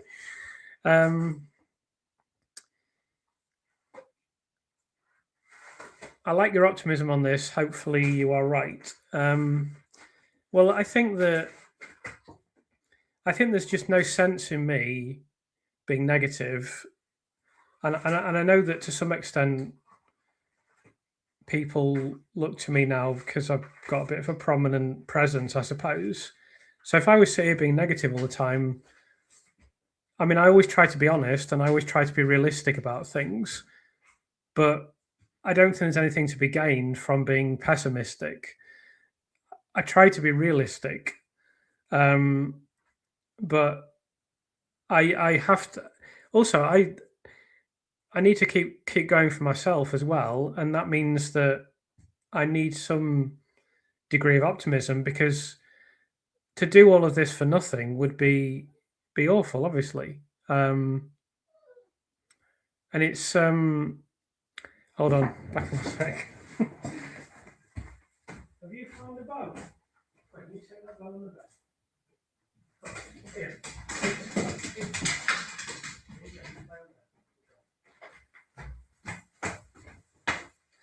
Sorry, Kiko's being disrupted. She wanted a bone.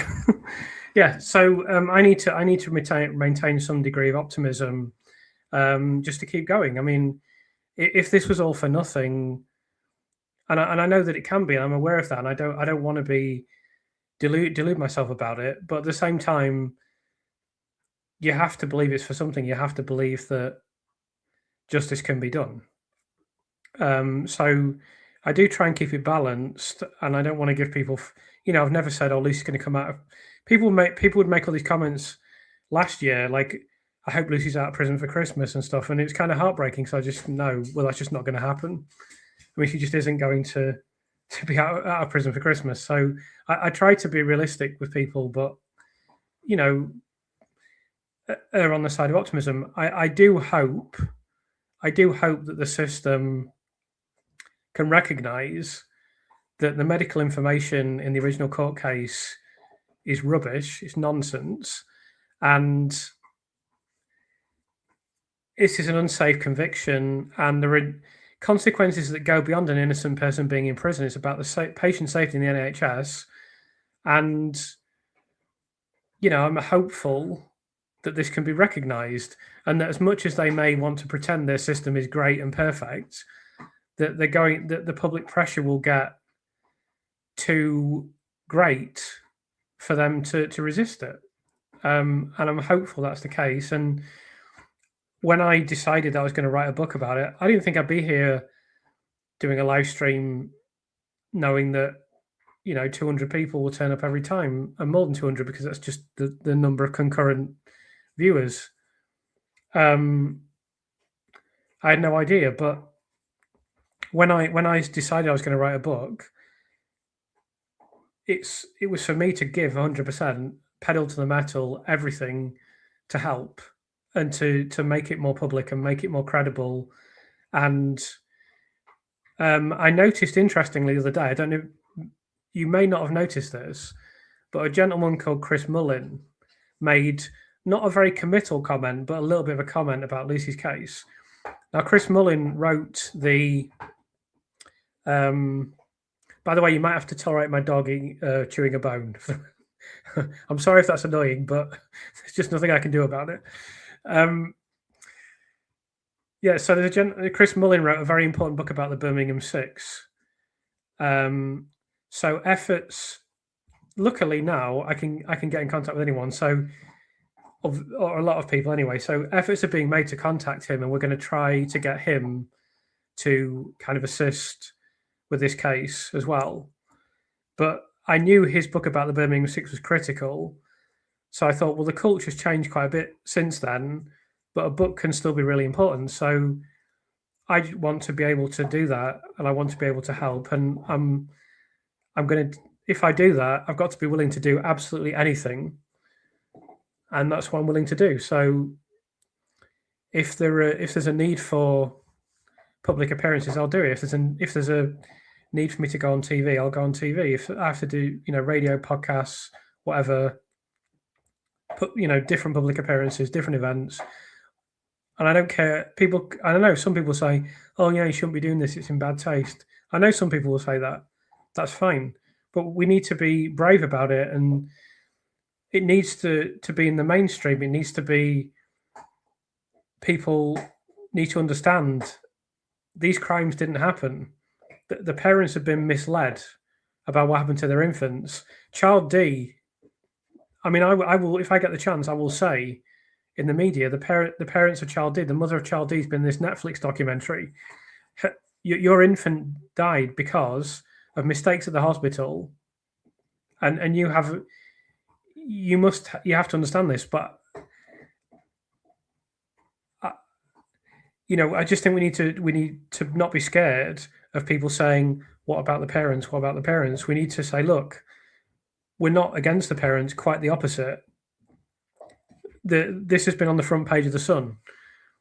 This has been on the front page of multiple newspapers. We now have at least 5 newspapers that are backing this campaign. They're saying there needs to be a retrial. This is an unsafe conviction." So we can't be scared of criticism anymore. So, if I get criticised, that's fine. That's not a problem. But I won't be apologetic about the fact that I want this to be in the national consciousness, in the mainstream consciousness, and for people to know and understand that Lucy Letby is innocent. I can't remember what question I was answering, but I'll just move on to the next one.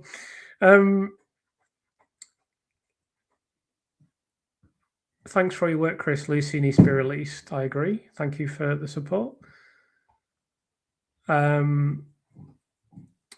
If Lucy's found innocent, what amount of compensation do you think she could get? Well, it'd be very surprising if she wasn't eligible for the maximum.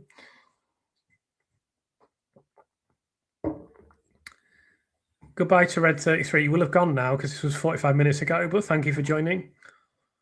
Did you see the link I posted this morning? Yes, I did. I've seen the Shuley interview. Looking forward to you interviewing Dr. Ellen Storm. When do you think that might happen? Her analyses are fascinating. So I would already have emailed her, but I just felt like absolute crap yesterday. So I just didn't have the energy. I've got a massive list of people I need to email for various reasons. And I started to work through it today, and I'll finish it tomorrow. So it will be hopefully this month. But I've got some other possibles as well. So we'll see what happens. Let's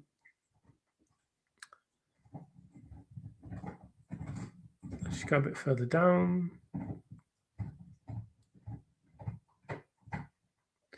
The problem is both the insulin and air embolisms aren't beyond reasonable doubt, because air emblems can only be 100% if noticed straight away or post-mortem done straight away after death.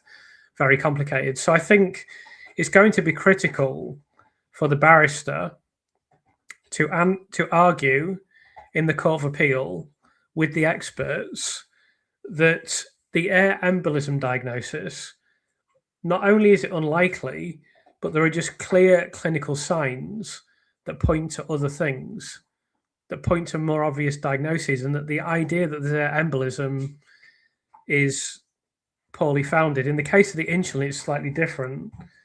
But they need to argue there that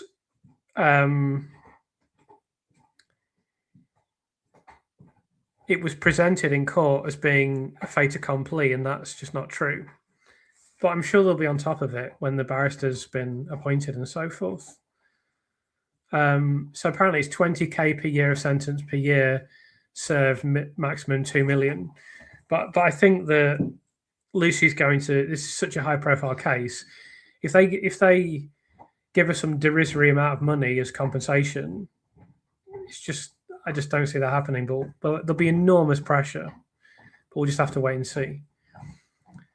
I signed a petition to ask to make all court and tribunal transcripts free of charge. The government has responded by saying to do this will put more pressure on the justice system. Hardly ever justice. I mean, as we know by now, the government's pretty shameless. I mean, I'm sure if you've been on this planet for a few years, you've probably worked this out by now. But like when David Davis made his comment in Parliament, did his speech, and then we saw the response from the government. It's completely shameless. But all you can do is keep putting the pressure on.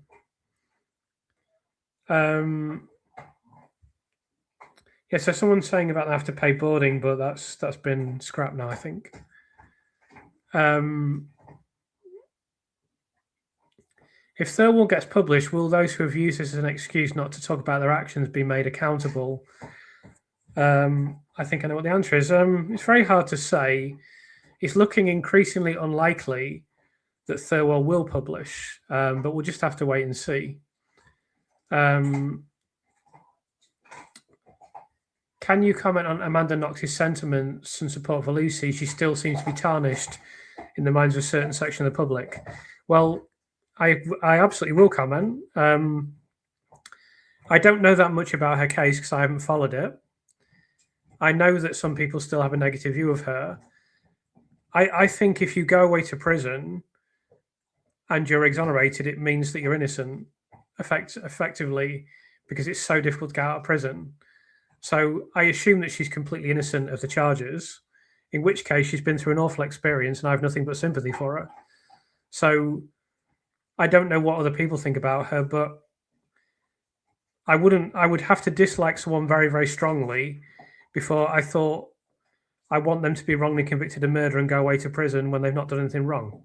So she seemed, from what I've heard of her, I see no reason why she'd be disliked. But I don't know that much about her. All I know is she's done a very good job, and she speaks very confidently and with quite a lot of authority, I think, in what I've heard of her podcast so far. And I absolutely welcome her support for Lucy.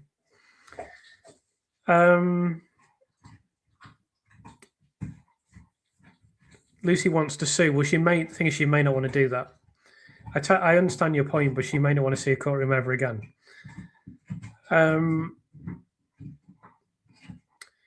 Definitely concentrate on getting her out, but I'd love to see you meet up with Lucy in the future or interview her on here with her consent, of course. Well, nothing is impossible, but let's just focus on getting her out, and we'll see what her life is like after that.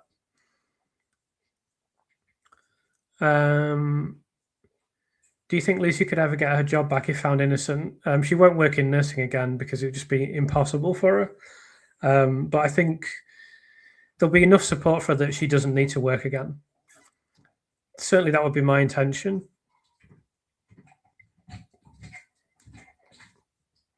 I think she should be the poster nurse for safe neonatal care. Yeah, I mean, I think she can certainly be an advocate for something. I mean, whatever happens to Lucy, she's going to be famous for the rest of her life. She's going to be infamous for the rest of her life. She has to live with that. Now, there's been a lot of talk of her going to another country and taking on an assumed identity or a new identity. That's possible. I don't know. I don't know what the future holds for her, but she can't just disappear. I mean, she can, but she won't. She won't ever be anonymous in the truest sense because her name will always be known. So the potential for her to be an advocate or an activist is there, but it's very much up to Lucy. I have been told things about Lucy that I can't reveal at this point in time, but that are in my book. So when you read my book, it's in the very first chapter. So when you read the first chapter, you'll be able to reflect more on Lucy and what the future might hold for her. And the only reason I'm not mentioning it now is not because I'm holding it back for the book. It's because the person who told me this told me on the condition that it only appears in my book and doesn't appear on any other platform.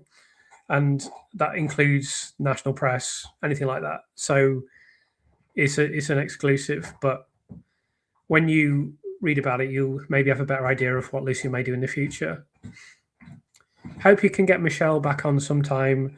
I'd love to know her thoughts on the Netflix documentary. So we'll definitely have Michelle back relatively soon. She's been really busy. But yeah, as long as she wants to come on, she'll always be welcome. And I don't think we'll ever run out of things to say. So she's very likely to come on at some point soon. Yeah.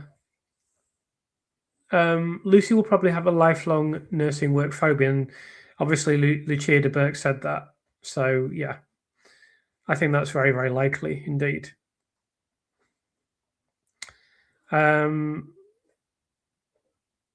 Yeah, so someone mentioning the channel that shall remain nameless and said, I listened to that and I didn't hear anything that proves she did anything very ironic, don't you think? I think that is deeply ironic, yes. But you know, if you're a clever, I know a lot of people. And Mervyn was saying this last night. I didn't follow the trial.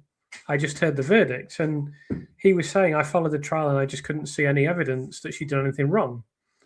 And a lot of people would have drawn that conclusion. Not everyone is a great critical thinker. I mean, I heard an unbelievable comment of Liz Hall the other day. Excuse me, the other day. I think it was today even. So Jay pointed this out to me, and there's an episode of a podcast in which she says, let me. I mean, I can't say exactly what she says because I don't have it in front of me. But she says words to the effect of, "I decided that she was guilty before I even heard the defense speak." So she's speaking, to other people who viewed the court case. I decided she was guilty. I'm not sure if I can't remember if this is. I can't remember if this is recorded before the verdict or after the verdict or before. But she says words to the effect of, "I'd already decided she was guilty," and then she also says, "I thought the jury would need to like her a lot to find her not guilty." I mean, what a ridiculous, unprofessional thing for a journalist to say. And to just decide, well, I've decided she's guilty because I've seen the prosecution case. There's two sides to a court case, Liz. And as for the jury liking her or disliking her, completely irrelevant. It's such that says everything about what an idiot she is.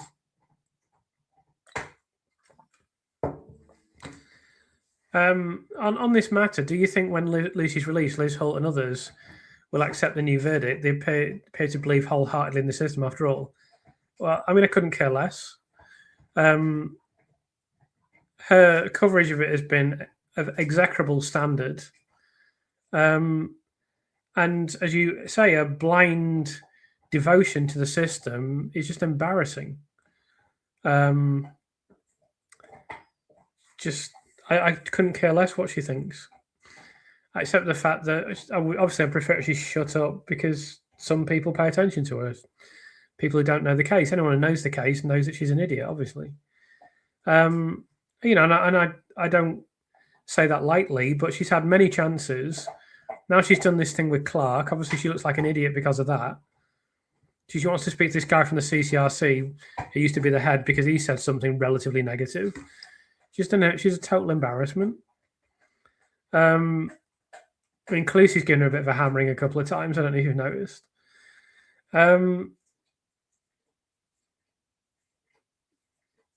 Even though I know Lucy didn't do this, I do feel so sorry for babies' families as they lost a child, and horrific to tell them their babies were murdered, and they actually weren't. It is awful, awful. We can only imagine the trauma that they've been through. We can't truly understand it. I think even if you're a parent of a young child, you can imagine how you might feel, but I don't think you can truly understand how they what they've been through. One of the sad things about this is there can't ever be a winner. Because whatever has happened, Lucy's lost 10 years out of her life, 10 years of trauma so far. It's going to be more than 10 years by the time she comes out of prison. The parents have been put through hell. An absolutely extortionate amount of money has been wasted. It's just, there won't be anything to celebrate. And when, on the day that Lucy's exonerated, I will send this message out loud and clear that we shouldn't be, we will be happy to some extent, and while it'll be a relief, we shouldn't be celebrating, although there'll be a natural inclination to do that. We should be bemoaning the fact this ever happened in the first place, and so many people have been made to suffer for no reason. Lucy will be fine in the long run, depending on how she recovers and heals. God will restore what the locusts have eaten and taken away more. I believe that. She won a grievance. She's strong. So I tend to agree with you. And, as I've said before, I've seen Kathleen Folbig at close quarters, and she made an extraordinary recovery. And she was, incredibly, the lack of bitterness and the restoration she'd made to her spirit was amazing, absolutely amazing.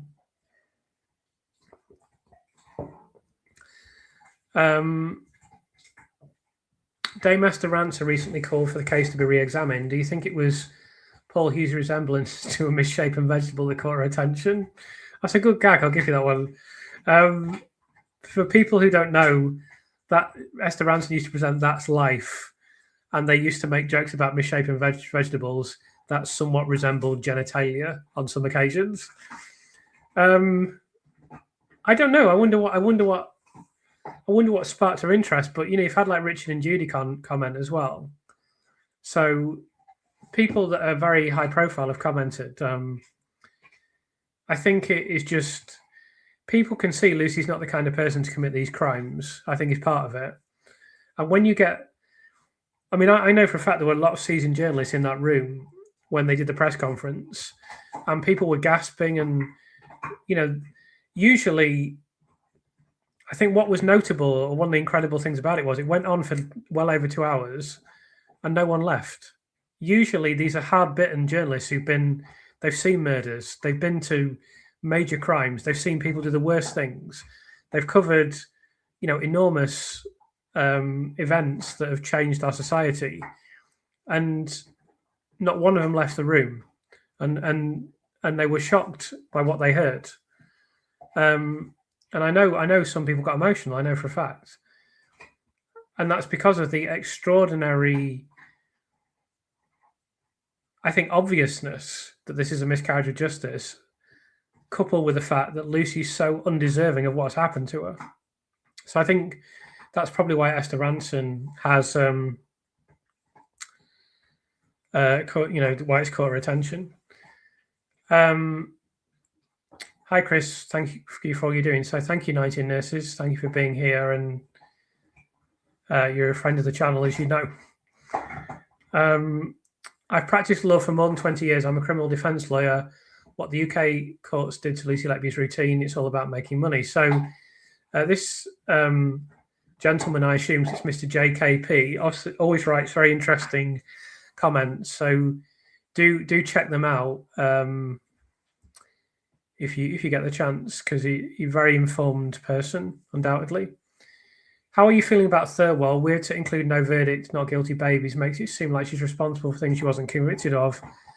Are all desk collapses at that time included? So I kind of discussed Thirlwell earlier, so I'll just go over this quickly. But I think, obviously, Lady Thirlwell is not an idiot. She will be having serious doubts, and they must be having concerns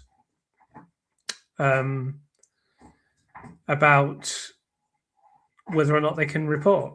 That's all I can really say. I don't want to make predictions, but we'll just have to wait and see what happens.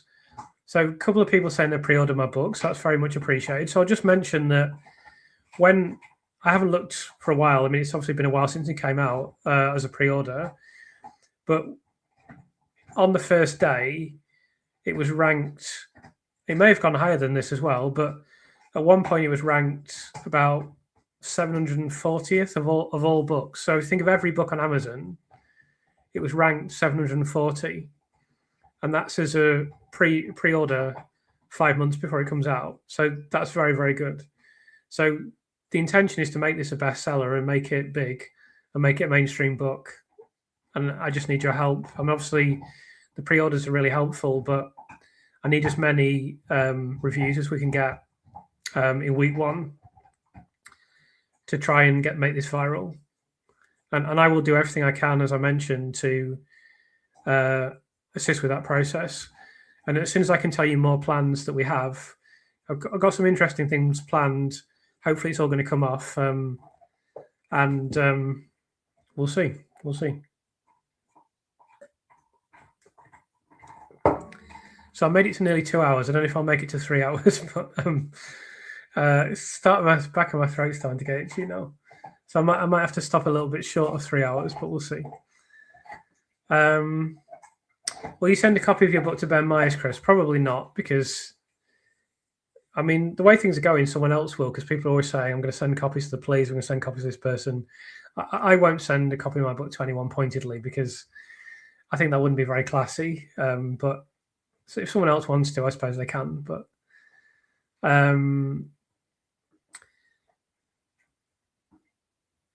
I think Hull will have to accept it, but I don't think smaller podcasts will. They will find excuses, e.g. that the courts gave into public pressure. I don't know. I mean, I don't really care, to be honest. Anyone, like, people still talk about Amanda Knox. We've mentioned Amanda earlier you can't stop that. You can't stop it. People can say whatever they want. I've spoken to, I don't know how many doctors and professors now. I think I interviewed approximately 65 people for my book. There have been people on this channel who are not in the book. I've got many other doctors and professors that have emailed me. There are going to be more people coming on this channel in the future. There are other people that have spoken that I haven't spoken with directly. There are many hundreds of nurses. There are, I think, the best part of 1,000 people in 19 nurses now. No one has come out to support the prosecution case. Dr. Philip Hammond has made repeated requests. He's a very prominent person. He's got 200,000 followers on social media. He writes for Private Eye. Private Eye has a big circulation. It's a very highly regarded publication. Not one person has come back. You know, I would be down the food chain in prominence in terms to him compared to him. But, you know, I've become somewhat prominent. People certainly know that I'm here. And I've put my email address out there and said, you know, if you think Lucy's guilty and you have qualifications, you can contact me. I've not had one email from anyone, with or without qualifications, who believes Lucy Letby to be guilty. So I'm not bothered what people say on podcasts, or they can say whatever they want. Amongst people who know and who understand, we already know. We already know that Lucy's innocent. We know there were no crimes at the hospital. It doesn't matter what anyone says. We know. So they can say whatever they want.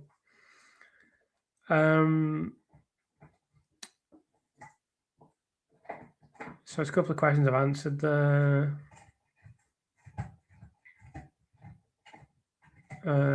Talking about letters and how to write letters. So I'll just go a bit further down. Just got the best of ideas. How about a t-shirt saying "Were you in court, Liz?" Yeah, I quite like that. I've probably given Liz enough stick. I don't want to be guilty of bullying her. I know she's got a much bigger platform than me, and I can't really bully her. But I like to make a joke out of it, but I don't know if I would do that. Just going a bit further down because there's a lot of comments about writing to Lucy in prison.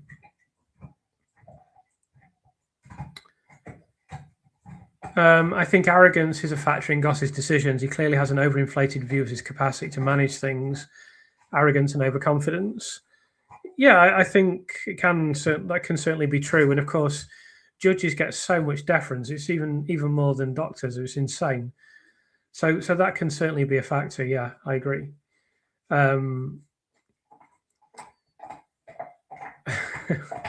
So I do. It is quite an amusing idea to have a t-shirt "Were you in court, Liz?" But I don't know if I would do that. But maybe after Lucy's been exonerated. I don't know. This is why they don't ignore experts. Where the facts and evidence are disputed, what an expert says wins the case. Hence, experts saying dubious things in court. It's how they make lots of easy money. It's all a game. I can't really comment on that, but your view is more informed than mine. That's for sure.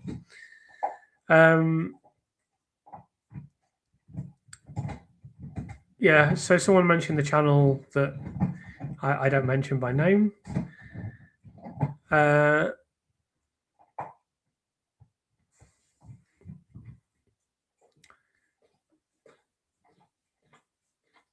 Let's go a bit further down. All the prosecution, yes, there's a few comments that were discussed. Chris, reach out to me for a chat. So send me an email. This is from Mr. JKP111. I think I'm sure I've asked you to email me, but you probably haven't seen it. But please email me. It's Lucy_Letby_analysis@mail.com. I'd love to have a discussion with you. There are certain things that, I mean, you said things that we can't put on YouTube, but I'd definitely like to speak with you and discuss what we can put on, and maybe you'd like to discuss it. If you don't want to come on in terms of video, then we can record the audio, or there's other things that we can do. I can even get an actor, AI to do it or something. I don't know. But please email me. It's Lucy_Letby_analysis@mail.com. If I don't get back to you quickly, don't be offended. I'm pretty snowed under and also ill.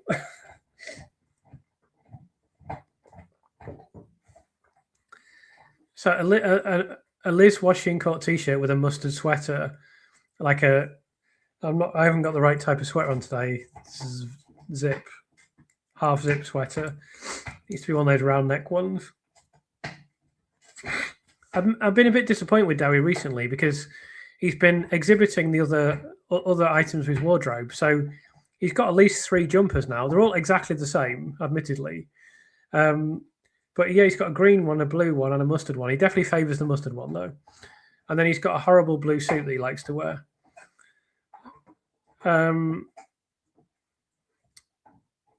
Lucy Letby star sign is Capricorn, which is interesting. Yeah, I don't. Someone's raised an interesting point there, but I can't talk about this. But it's interesting.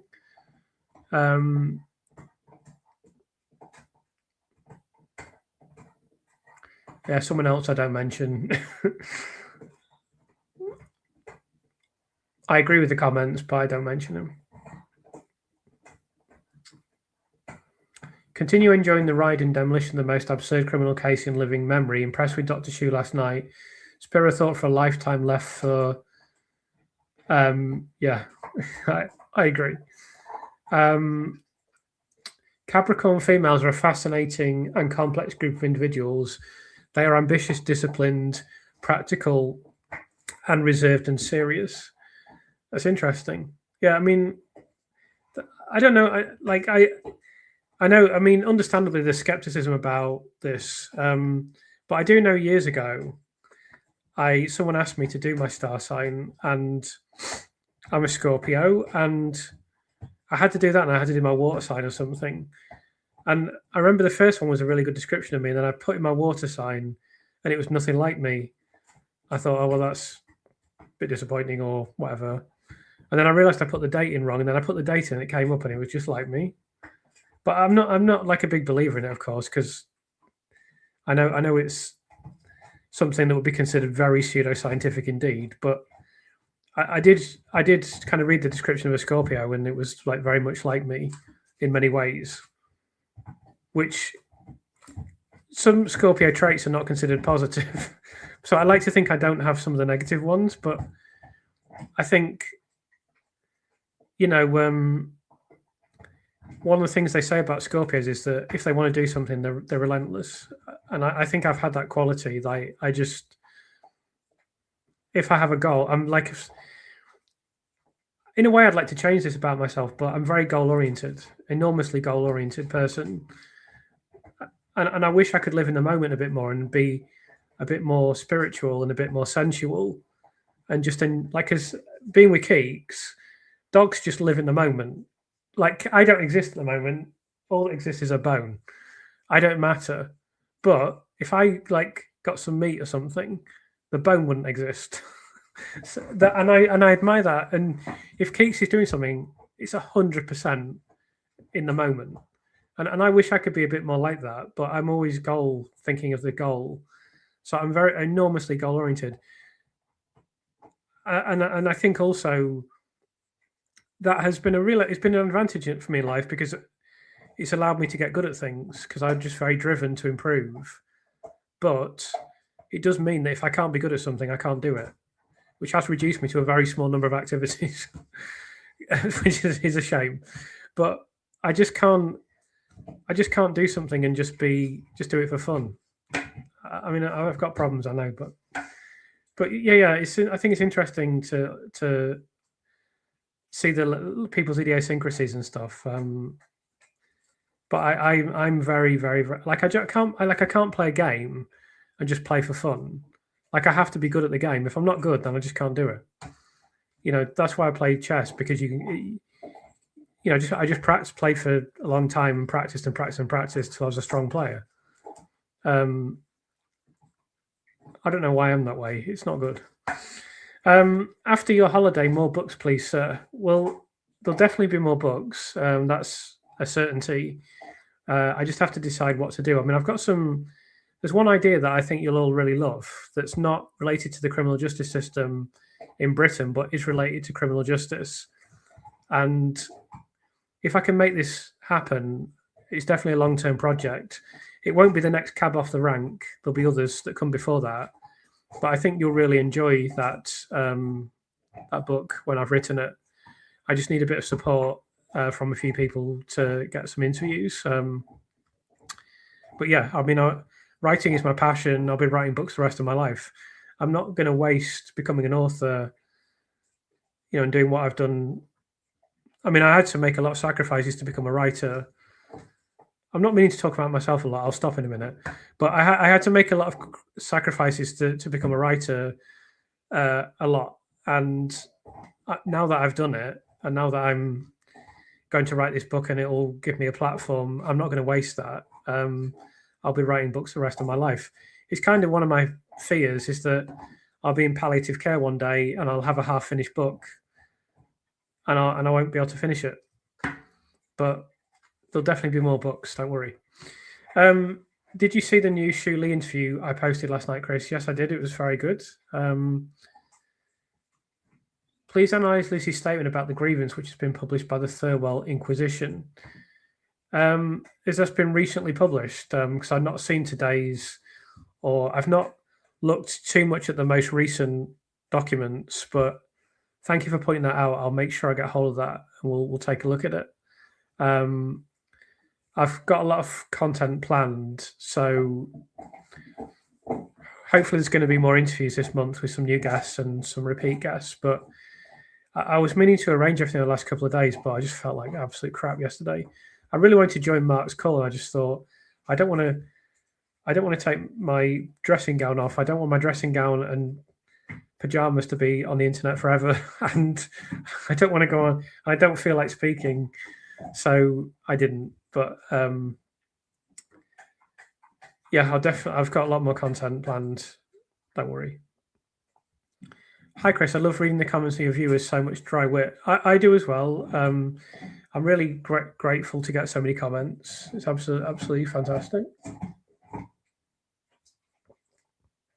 Ludicrous that you might not get compensation when you should never have been in prison in the first place. I agree entirely.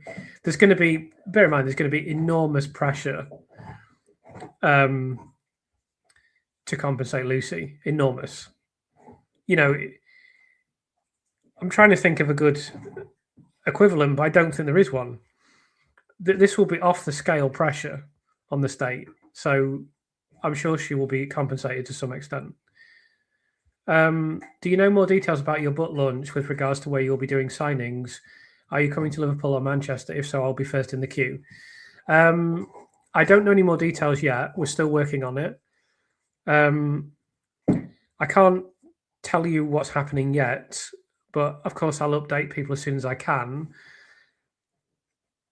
I think it would be very likely that I would come to Liverpool or Manchester.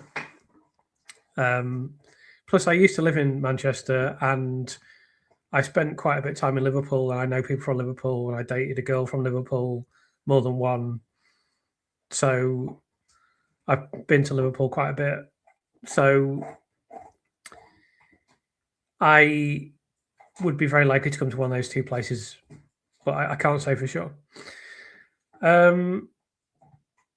Do the police need to be investigated for not? Excuse me. Did the police need to be investigated for not arresting Ravi Jairam for perjury? They're never going to do that because it will destroy the narrative. As to whether they need to be investigated, they certainly need to be placed under the spotlight for their investigation.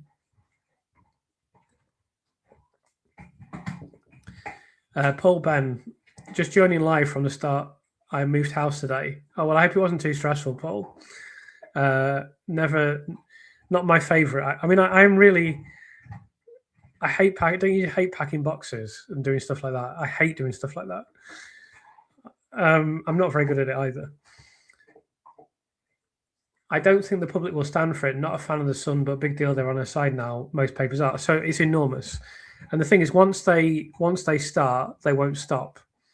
And that's why I am optimistic, because the pressure is just going to get bigger and bigger and bigger. And of course, I'm optimistic that when my book comes out, that's going to be prominent, very well reviewed, hopefully. And that will bring it back into the public consciousness, or even more into public consciousness. That was my reason for doing it.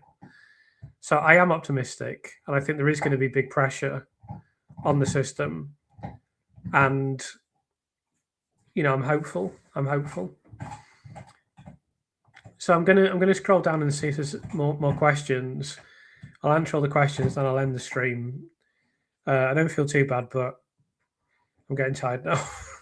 Sorry for being so pathetic. I really don't feel that good.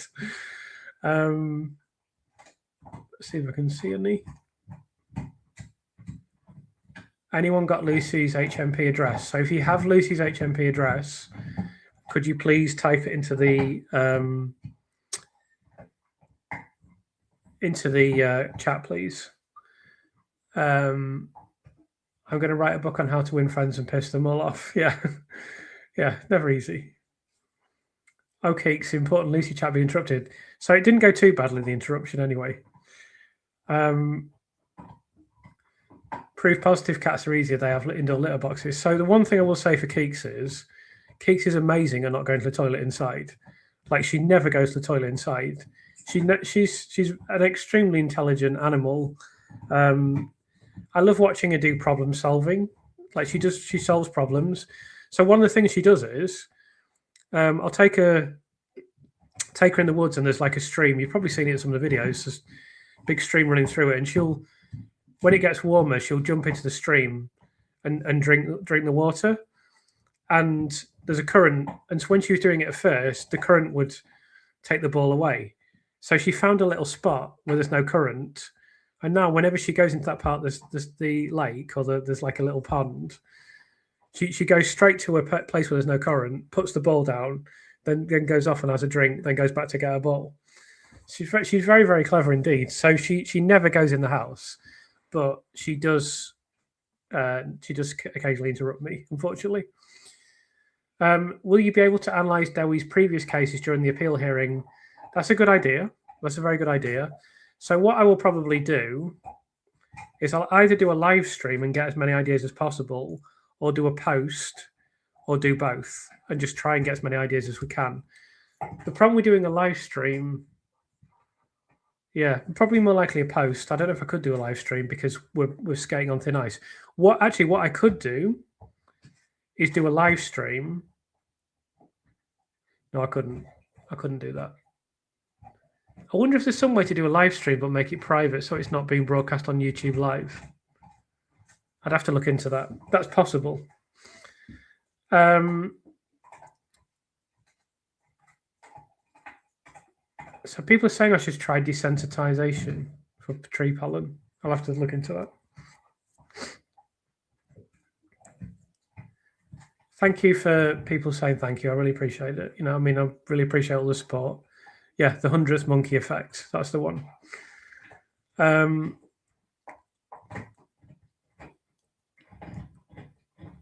So let's go a bit further down.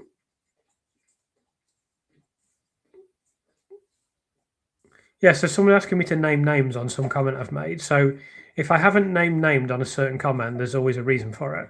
I always share everything that I can, but if I don't share something, it's not to keep you guys in the dark, or it's always for a reason. And sometimes it's a legal reason, and sometimes it's due to the person involved wanting to remain anonymous, and sometimes there can be another reason, but it's always for a reason.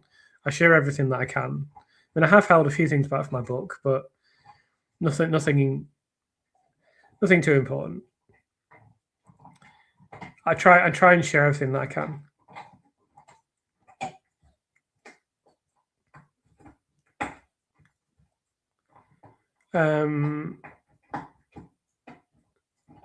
With regard to no further charges, if they don't think it was Lucy, who do they think did it? So I'm sure that they knew if we take this case to court, there's so many experts, it's going to be ridiculous.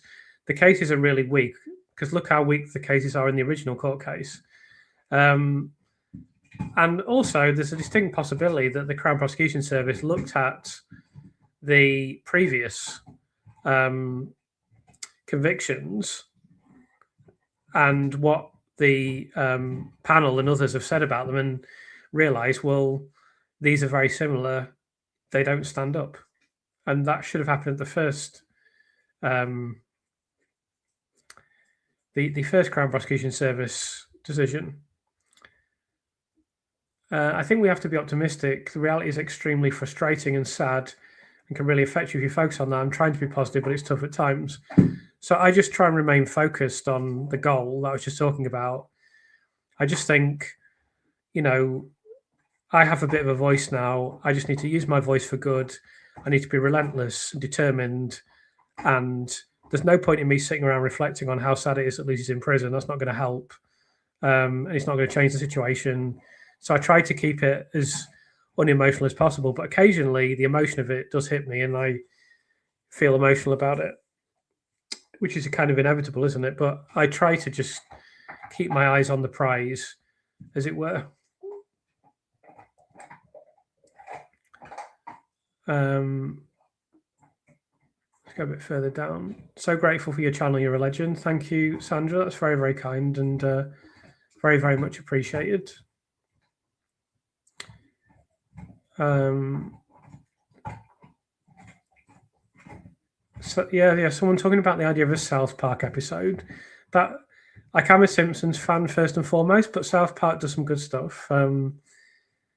They could do though. That it would be in their ballpark. Whether because it's American, and this is an American case, whether it would be big enough, I don't know. But I think it would be epic if they did a South Park on it. In general, the series doesn't get discussed enough. Do you agree? I'm not sure. I don't know how because I don't follow discussion that much. I view it as a significant aspect of the case, and there's a whole chapter devoted to this. There's a chapter called Sewage, Sepsis, and Superbug. I think it's called something like that. So I consider it significant. I'm probably not the best person to ask because I don't follow discussion that much. But if it isn't discussed a lot, then you're right. It's not discussed enough because it's very significant. Hi, Chris, and shout out to the wider community. I think we need to unpick Lucy's mental health state with clarity about the 2 years prior when she was removed from the unit. Yeah, well, there's a little bit about that in the book anyway. I'll just say that. And I can't share this at the moment. What are your literary influences? So I mentioned two of them, Charles Dickens and Dostoevsky. Philip K. Dick, I think, is my favorite writer, genius science fiction writer. George Orwell, Albert Camus, Chekhov. Amongst modern authors, Trainspotting, Great Apes by Will Self, Alistair Gray. These are a few influences, but I love literature. It's my first love, probably, is fiction and literary writing. But I'm not going to be doing any fiction for a long time.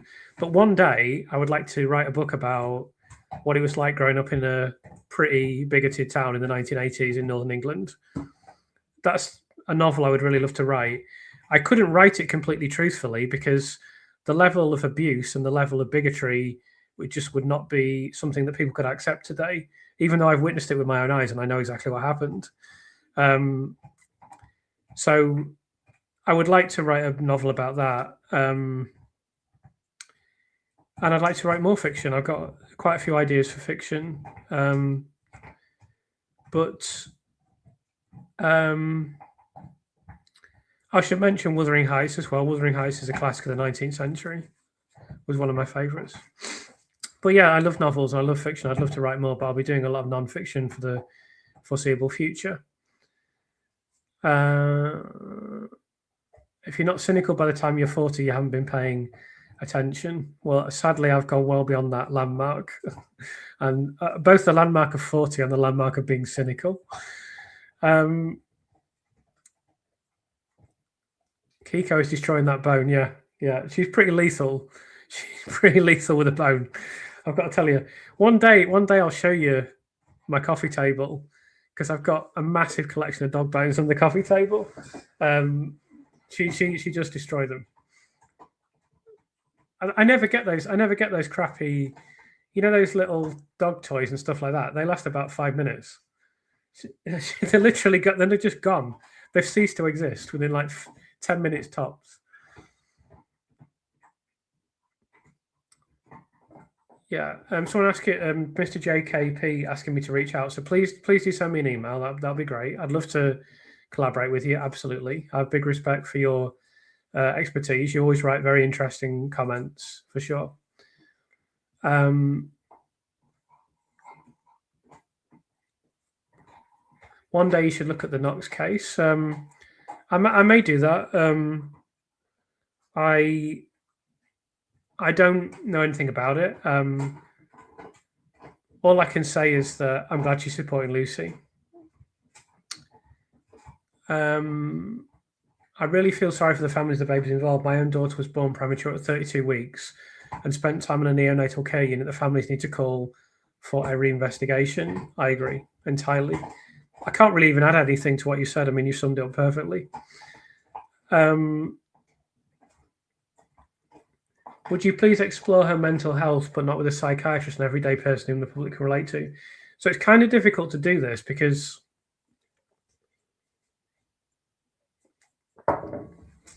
we're limited to what we know about Lucy. I've done an investigation of as much as I can find out, but we're actually limited to what we know about her. But it's an interesting notion. I'm always interested in new ideas and trying to do different things. So I'll try and I always try to do as many different things as I can and many different angles.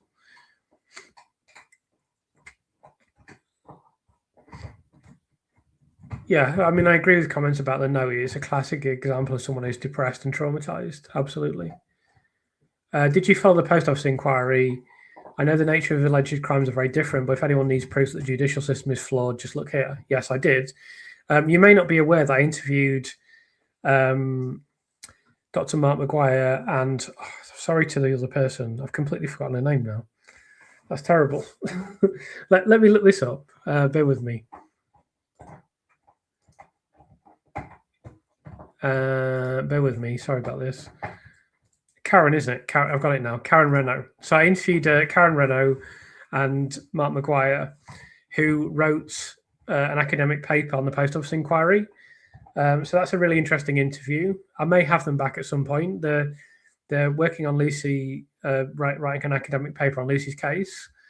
And I know there's other academic papers that are in the works as well. So we'll have to wait and see if and when they come out, hopefully soon. Have any pediatric neurologists approached you? I'm interested in neurological symptoms, scans, and timeline of symptoms in the babies that had brain injuries versus bad care events. Not neurology, no. Most specialisms, a lot of specialisms, but not neurology. So if there is a neurologist out there, please do get in touch. It's Lucy_Letby_analysis@mail.com. Going to be interesting to see the mental gymnastics people will go through to claim the system was always right, even when it was wrong. Yeah, I mean, it's going to be interesting to see the fallout from this case, for sure. Should I have a hot chocolate or a Horlicks before bed? Well, if you've got the option of chocolate and you turn that option down, I just think that's a terrible life decision. I always have chocolate under every circumstances. In fact, I've got chocolate here now. That's an advert for Cadbury's. But I love chocolate, and I would never have anything above chocolate, realistically. Am I right in thinking that the compensation for the bulk of the families is better if she stays guilty? If exonerated, many families will receive little or nothing. I don't know. I don't know the answer to that question. Yeah, good question. If exonerated, the families can sue the hospital, though. So it's a complicated situation, but I couldn't give you a definitive answer to that question. Sorry.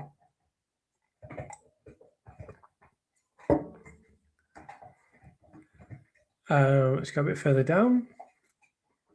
What's to stop Lucy Letby and the bereaved families combining to sue both the Council of Chester and the state? Nothing. I doubt Lucy's going to want to go into a courtroom, but nothing. We have to accept the bereaved families may not accept the verdict as well. Hi, Chris. What can this community do to help with Lucy's release? I'd really like to help her because she's innocent. So everything that you're doing now is important. Anything to do with social media, anything to do with commenting, anything to do with liking, anything to do with supporting people that are commenting publicly. You can write to your MP. You can write to various other organisations. Anything you can do to highlight this. Those are the kind of things you can do. I did do a question and answer session in which I made someone sent me a list. So in one of the question and answer sessions that are in a playlist, if you go through them all, it's the first question I answered in one of them, roughly 6 or 7. It's roughly question and answer session 6 or 7, but if you just go through them all, you should be able to find one of them.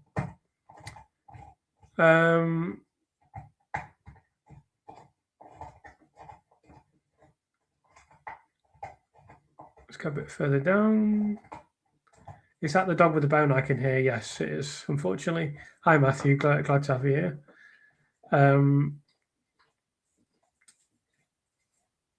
Yeah, I cannot wear a T-shirt with Liz where you're in court at book signings, even though it's funny. It is funny. It would be funny, but I can't, unfortunately, mock her to that extent. I hope Kiko's bone gnawing has not been too disruptive. I didn't have the heart to hide her bone. She found her bone. She smelt her bone and she was crying. And, I hope it's not been too disruptive, but she's having a great time anyway. She's very unlikely to come on camera at the moment because she's far too busy. Do you think the other prisoners around Lucy are aware of the unsafe conviction? As it would obviously affect the way she's treated if they see her as guilty. Keep up the good work. Thank you, Dean. I think it's very likely that a lot of them will believe that she's innocent now. There have been reports that as many as 80% of the people in the prison think she's innocent. It could be even more than that now. We'll have to wait and see what happens, but it's very, very, very difficult. It's very, very difficult for me to guess what's happening in prison because I have no experience of it. But it would be very surprising if there wasn't a lot of support for her. So someone's mentioned this thing about the picnic. So I think I said in the last live stream, I personally cannot arrange a picnic because too many people would turn up and I'd be breaking the law. I've found this out, unfortunately. However, if someone else wanted to arrange something and then invite me, that's is something I'd be happy to do. So if someone else wants to arrange a picnic in Hyde Park or wherever, and then invite me, then I'm very happy to attend, absolutely. But I can't arrange it because I haven't really got the time, firstly. And secondly, if I just said, I wouldn't know who to invite, but if I just said randomly, right, all turn up to Hyde Park, there's going to be more than, it only has to be 31 people. And you're supposed to tell Hyde Park and arrange, So if someone wants to arrange something and would like to invite me, then I'll come. And I'll bring cakes, but I can't arrange something. So I'll leave that to you guys. What is your ELO? So this is a chess reference for people who don't know. This is your chess rating. So my chess rating online is about 2300 on both chess.com and Lichess. I only come to see Kiko. Sorry, Chris. No, I'm used to that. Don't worry. I mean, people always end up loving Kiko more than me. That's perfectly natural. Do you have contact with Lucy's legal team to release her? Yeah, I mean, I'm in contact with them. I try not. I mean, I try not to contact them too much, but I can contact them if need be. Yeah.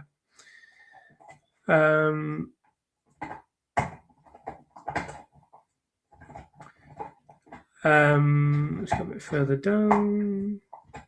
My friend is a butcher and a dog has a rubber dome. Poor doggy. Yeah. So Kiko gets the real thing. Kiko gets a proper. Even though I don't eat meat myself, but I ate meat for a long time and it doesn't bother me. But Kiko gets a big bone with meat. It's a fairly gruesome prospect if you see it. Your Bible, as far as reporting on criminal cases, is McNay's media law for journalists. Okay, well, that's interesting. Chris is right. You speak yourself up because I think what you're doing is amazing. Thank you very much. I really appreciate that. Hope you feel better soon. Yeah, it doesn't last that long. It doesn't last that long. Chris, do we have a way to order the book in Australia yet? It's coming, Anna. It's coming soon. That we're looking at the international market now.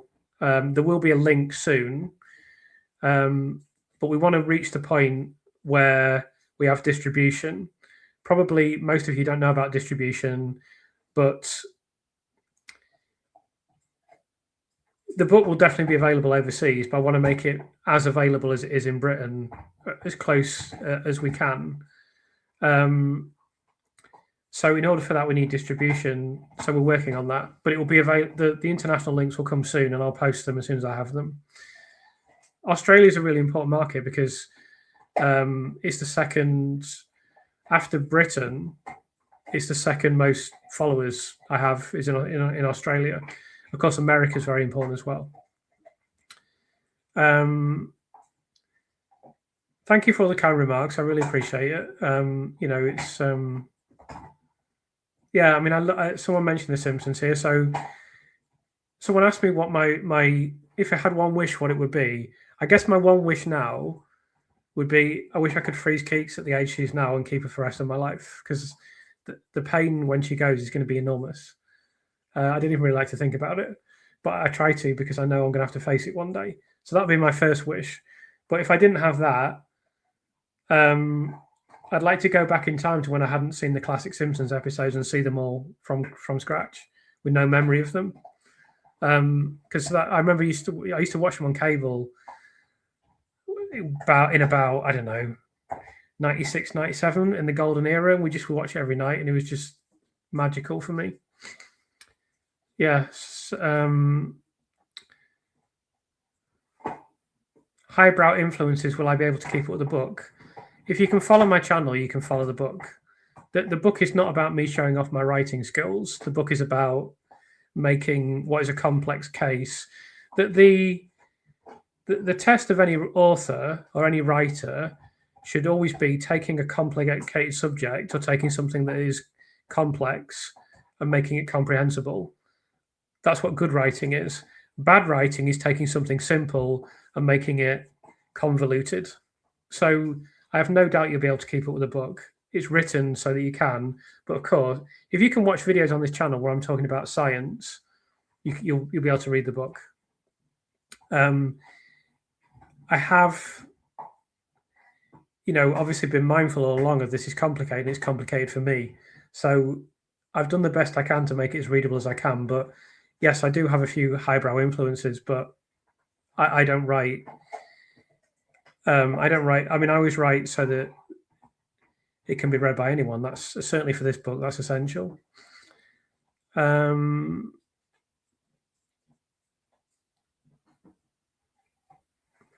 Yeah, thank you for all the kind remarks. I really appreciate it. It's a lovely thing that I never really expected to have a community of people, and it's so very much appreciated. And I know I say this a lot, but I just want to make it clear. When you have people following you and supporting you and saying such nice things about you, it's really, really humbling. And all I can do is, I think I'm going to give everything I can for this case and to pay back my community and to help Lucy and to give you interesting and informative things to watch. That's all I can do. But I mean, I'm enormously appreciative. Poor Liz, trying to take on someone who's out of your league, surely is going to end in tears. I mean, I have my own opinion on Liz that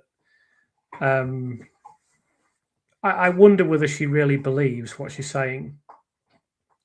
I doubt that she does, but some people today I was speaking with who I respect very much said that they believe that she does, and she's a true believer. But I'm not sure I agree. But there's no way of knowing. But please bear in mind it's possible that she doesn't actually believe a word that she says or writes. Certainly at this stage, she may have done in the past. I don't know, or maybe of course I can be wrong. I can be wrong, absolutely. Maybe she believes every word she's saying. Who knows? I mean, I remember putting that Chomsky clip in to a previous video where he's saying he just cuts Andrew Marr down like it's it's epic. Where he just goes, "I'm not saying you're self-censoring. I'm sure you believe everything you're saying. What I'm saying to you is, if you didn't believe it, you wouldn't be sat where you are now." Now, it's possible that Liz Hall's one of them, and that she does believe everything that she's saying, and that's why she's sat where she is. But I'm doubtful. I'm very doubtful. Yeah, I think, it is annoying. Someone's saying here, people going on about the same things, pro-guilt things. It is annoying. It is annoying, but just bear in mind that what we've done already is extraordinary. To have the Sun newspaper fully supporting this and putting on its front page, and 75% of people in that poll saying there should be a retrial, and they're going to campaign more. That's very clear. And there's 4 other newspapers at least, and there's Private Eye. And look at the public penetration. There's already been numerous TV documentaries of varying quality. Don't forget we've achieved an enormous lot as a community, as a campaign, if you want, and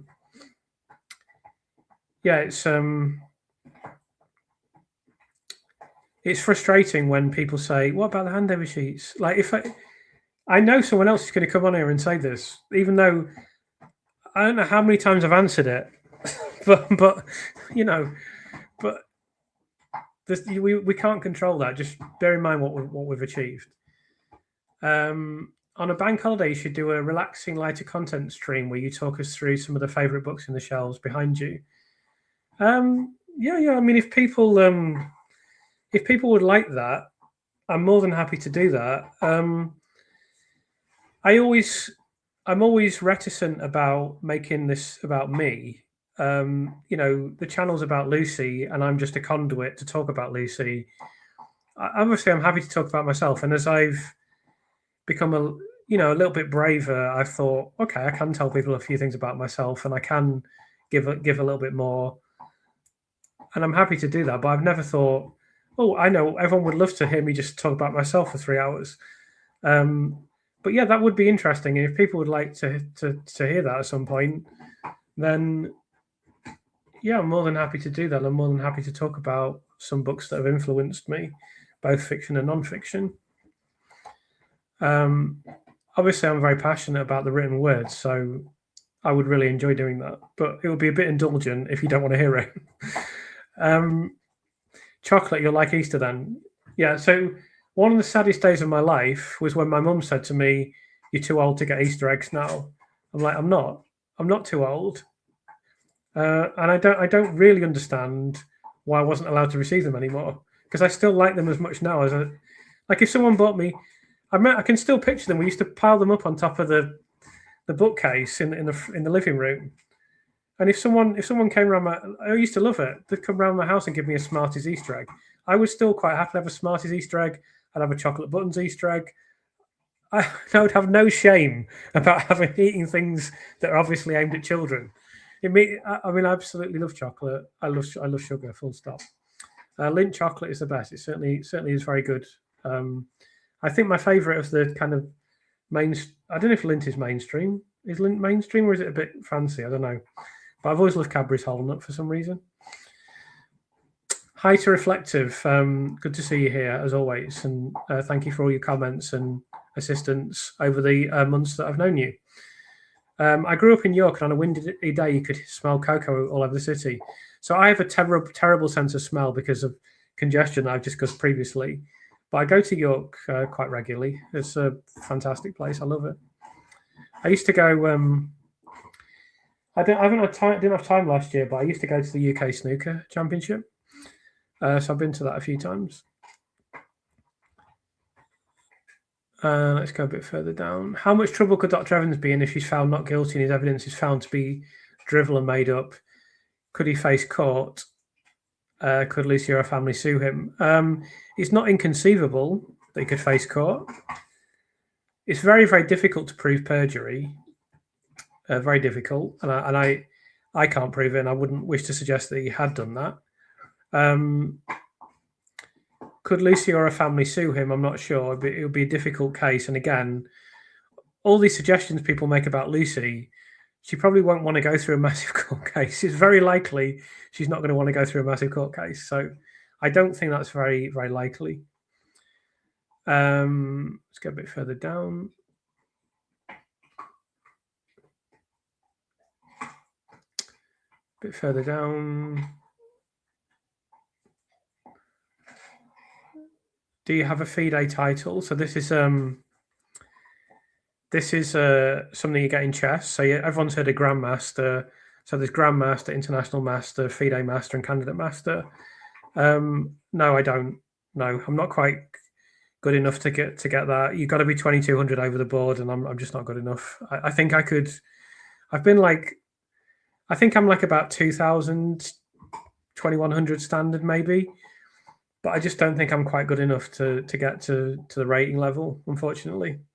And I don't have time to play classical chess, like nowhere near. Do I have time to? I mean, these tournaments you have to play in are intense. So I have made it. I have said to myself that I'll go with my friend because I've done a bit of coaching in the past. I'll go to my friend and play in the Scarborough Congress one day. So I'm going to do that at one point, but it won't be this year. That's for sure. Let's go a bit further down. I'm sure your book will do brilliantly, Chris. I hope so. I mean, I've put my heart and soul into it, so I think there'll be a lot of support. Everything will be done to help achieve that goal. Hi, Chris. Sorry, just joined. Didn't realize you were live. Hi, Simone. Good to see you here. Something positive for you. I can recommend your book to our book club and they want to read it for our book club when it comes out. That's absolutely brilliant. It's lovely to hear something like that. I mean, as a writer, all you want is for people to read the book, and the idea that people are going to get together and discuss my book in the book clubs is amazing. I'm really touched by that. Were the consultants genuinely concerned or just saving their reputation? So I've discussed this many, many times, and I think people know that I believe they were genuinely concerned. And they were right to be concerned because there were deaths on the unit, and there was an excessive number of deaths.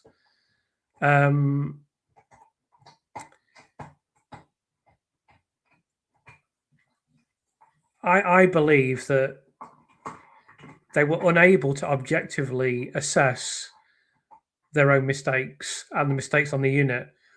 They should have been able to, absolutely.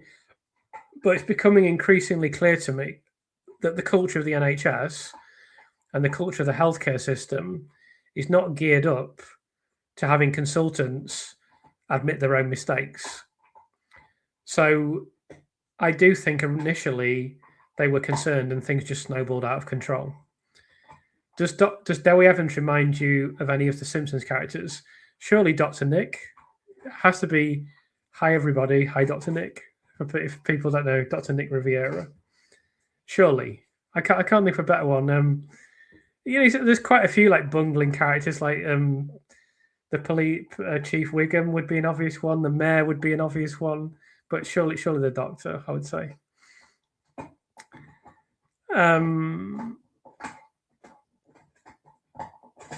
Well, that's very kind of you, Joanne, to say I'm a genius, but I'm not a genius. I'm reasonably intelligent, and I just work very hard. But I really appreciate your comment. Very, very kind. What are all the pro Letby newspapers? So the Sun newspaper, Guardian newspaper, Daily Telegraph, Mail on Sunday, Sunday Times. They're all explicitly supporting Lucy now. And there've been lots of articles in the other newspapers as well, of course. I think more will come over to that side as well. Thanks to all your videos, I managed to convince a friend who was utterly convinced of Lucy's guilt that she's in fact innocent. Thank you, Chris. That's really nice to hear. Chris, I know this is a tad personal, but can you briefly describe your class background in childhood? Yeah, so I have a very strange background in that my dad went to boarding school and got a very good degree. Could have done a lot. I mean, I've told the story in one of my videos of the fact that he was a very gifted person. He was on the books of Nottinghamshire County Cricket Club and Nottingham Forest, and his mother wanted him to get a job and earn, so he never took. He was the reserve wicketkeeper for Notts, and the first choice keeper was a West Indian Test cricketer, and he did what his mother told him to do, which would never happen now. Of course, you'd pursue your cricket. And I never realised till I was about 14 or 15. He got a little bit drunk at a barbecue and he was talking about stuff in a quite a rambling way. And I realised that he regretted it and he regretted not trying. And that's when I realised that you should never die not knowing something. You know, whatever it is in life, if you really want to do something, you should try. It's just so you know. And when I came to the point where I wanted to try being a writer, that was very much at the forefront of my mind. So my dad is very middle class, but my mum's family were extremely poor, like outdoor toilet poor. So we were okay. I mean, my dad was a teacher. I certainly wouldn't say we were poor when I was growing up, but the economic conditions were tough, and we didn't do extravagant things, and we weren't like going into. I mean, I'd never been to. I didn't go overseas at all as a kid. The first time I went overseas was with a school, and the first time I went on a paid foreign holiday was when I paid for myself to go to New York, and I was so skint that me and my friend took it into. I would have shared the bed because I don't care, but he wasn't keen on sharing a bed with me, which is perhaps understandable. So why don't we just take it in turns to sleep on the floor? And that was the best we could do. That was the first time I went overseas. So yeah, we weren't poor, and we had a reasonably nice house, but we certainly weren't well off. And I guess a strange background because a mixture of middle class and working class. What's the black book that sticks out behind your head? Which one? Is it this one? That's this one or that one? The one with the picture on, this one, ironically, is The Essential Tales of Chekhov, and the other one is The Interpretation of Dreams. This one is The Interpretation of Dreams by Freud. That made me seem more highbrow, didn't it? But yeah, those are the black books. But I think, yeah, so someone's saying working class lad. I mean, I think that's fair. I grew up in a very blue collar place and I didn't have any of the trappings of being a middle class. And I went to a comprehensive. Realistically, I'm not middle class. But my dad, because of my dad's influence, my dad had a big influence on me, and he grew up on a farm and he went to boarding school and he had a very good degree and he was the head of an English department. So I'm not like the typical person who I grew up with, so I'm a bit of a hybrid, I guess. I'm really glad you bought Easter eggs for your 23-year-old daughter. You're a fantastic mother. I can't commend you enough for that decision. I think that's exceptional. Ah, that's so sad. I'm sorry you lost your dog. I mean, got to age 18. I'm really hopeful Keeks will get to 18. Keeks is 10 now. I mean, I dream of her. I just want to. Her health is amazing. She's so healthy. She's so fit. No one thinks she's 10.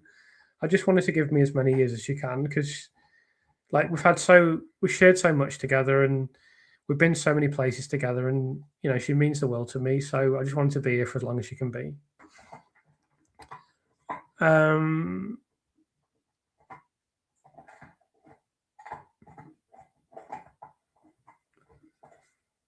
Shuley and she was extraordinary. I wonder if Liz will retract. Will the publication hold them accountable? Well, it's a good question about the publication holding them accountable. There will be a certain point where they start to think, hold on a second, do we want to keep printing these articles? But we'll see. Hi to Thomas. I know you're a little bit late, but don't worry. There'll be a recording tomorrow, and yeah, it's it'll all be there in about 15, 20 minutes after this is finished. Hi to Claudia, nice to have you here. Hi from Italy. Hi, I'm Troy McClure. Yeah, that's a good one. You might remember me from such. Hi, I'm Dr. Evans. You might remember me from such previous court cases as the one in which I was called worthless. Yeah, that's a good shout. That's a good shout. I feel like Troy McClure is steeped in irony, whereas Dr. Evans doesn't understand irony. But yeah, that's a good shout. So someone's saying Gary Sobers is a cricketer. So it's not Gary Sobers, no, although he did play for Notts. It wasn't a wicketkeeper. One of the best all-round, well, probably the best all-rounder ever. So no, it was the at the time this guy was the wicketkeeper for West Indies. And it's not Jeffrey Dujon. It's someone who predates that. So I mean, so my dad used to play cricket with parents at school, and he used to just. I remember when he retired from playing cricket, and they presented him with his statistics, and he'd like scored like playing. He scored like 48 centuries, and I used to bowl. I was quite good at sport. I captained my village at cricket, and I played tennis at national level. Obviously, I got this from my dad, and I used to play cricket with him in the back garden. And we always used to try. He never used to let me win. He used to raise me to be competitive, which is probably a good thing. I remember when I got to about the age of 9 or 10, I beat him at tennis for the first time. And I'm like, you're going to pay now. You're going to find out what it's like now. But I used to bowl him at cricket. Never got him out once. It's just every single ball was the middle of his bat every time. So it's a shame he never tried. But that's a life lesson to everyone who's watching this. If there's something you're good at, if there's something you want to do, if there's something you're passionate about, don't die wondering.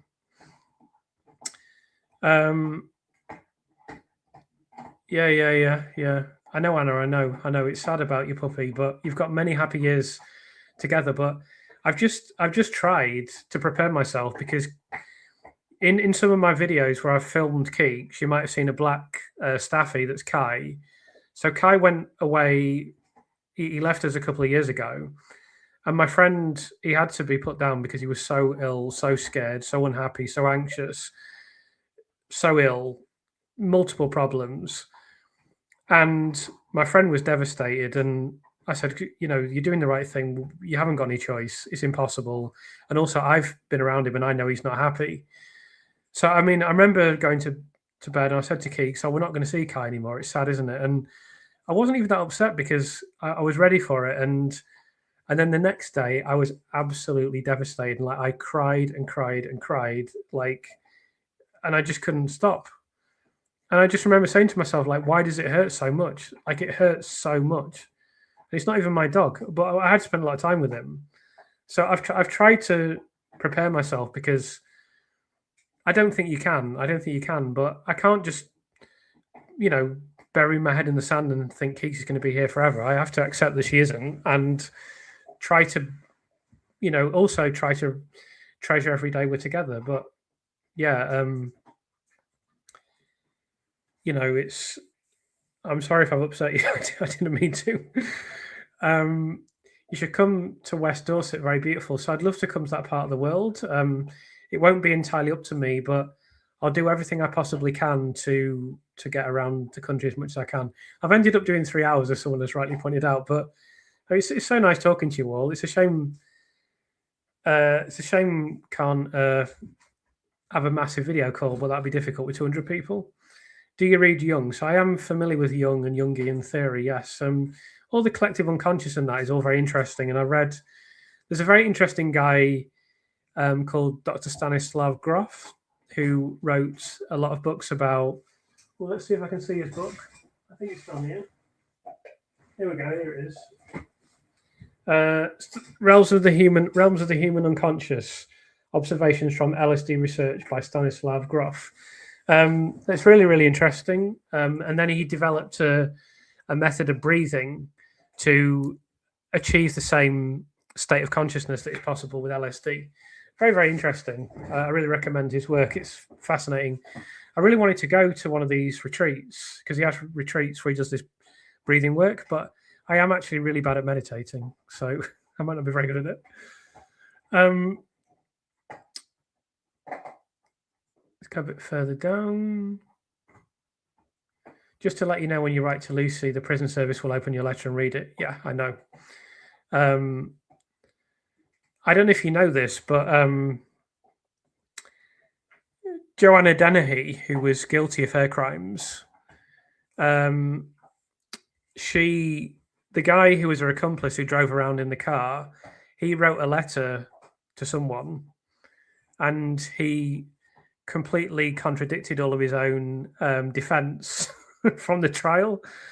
What an idiot. And so that all came out. So yeah, I'm aware that the prison reads every letter. Mr. Hutz, do you know you came to court today not wearing any pants? Yeah, classic. Lionel Hutz is one of my favourite characters. There's just so many great lines in The Simpsons. I'm thinking of this is Mr. Simpson. This reminds me of my lawsuit against the film The Never-Ending Story. That's one that I really liked. And there's the one about No Money Down. I don't know if people remember that one, but yeah, a great character. Or the one where he starts wanting to have a drink when he's in court, and he finds the guy out of Crosby, Stills and Nash. That's another classic. I mean, I have so much love for those episodes. Just absolutely incredible.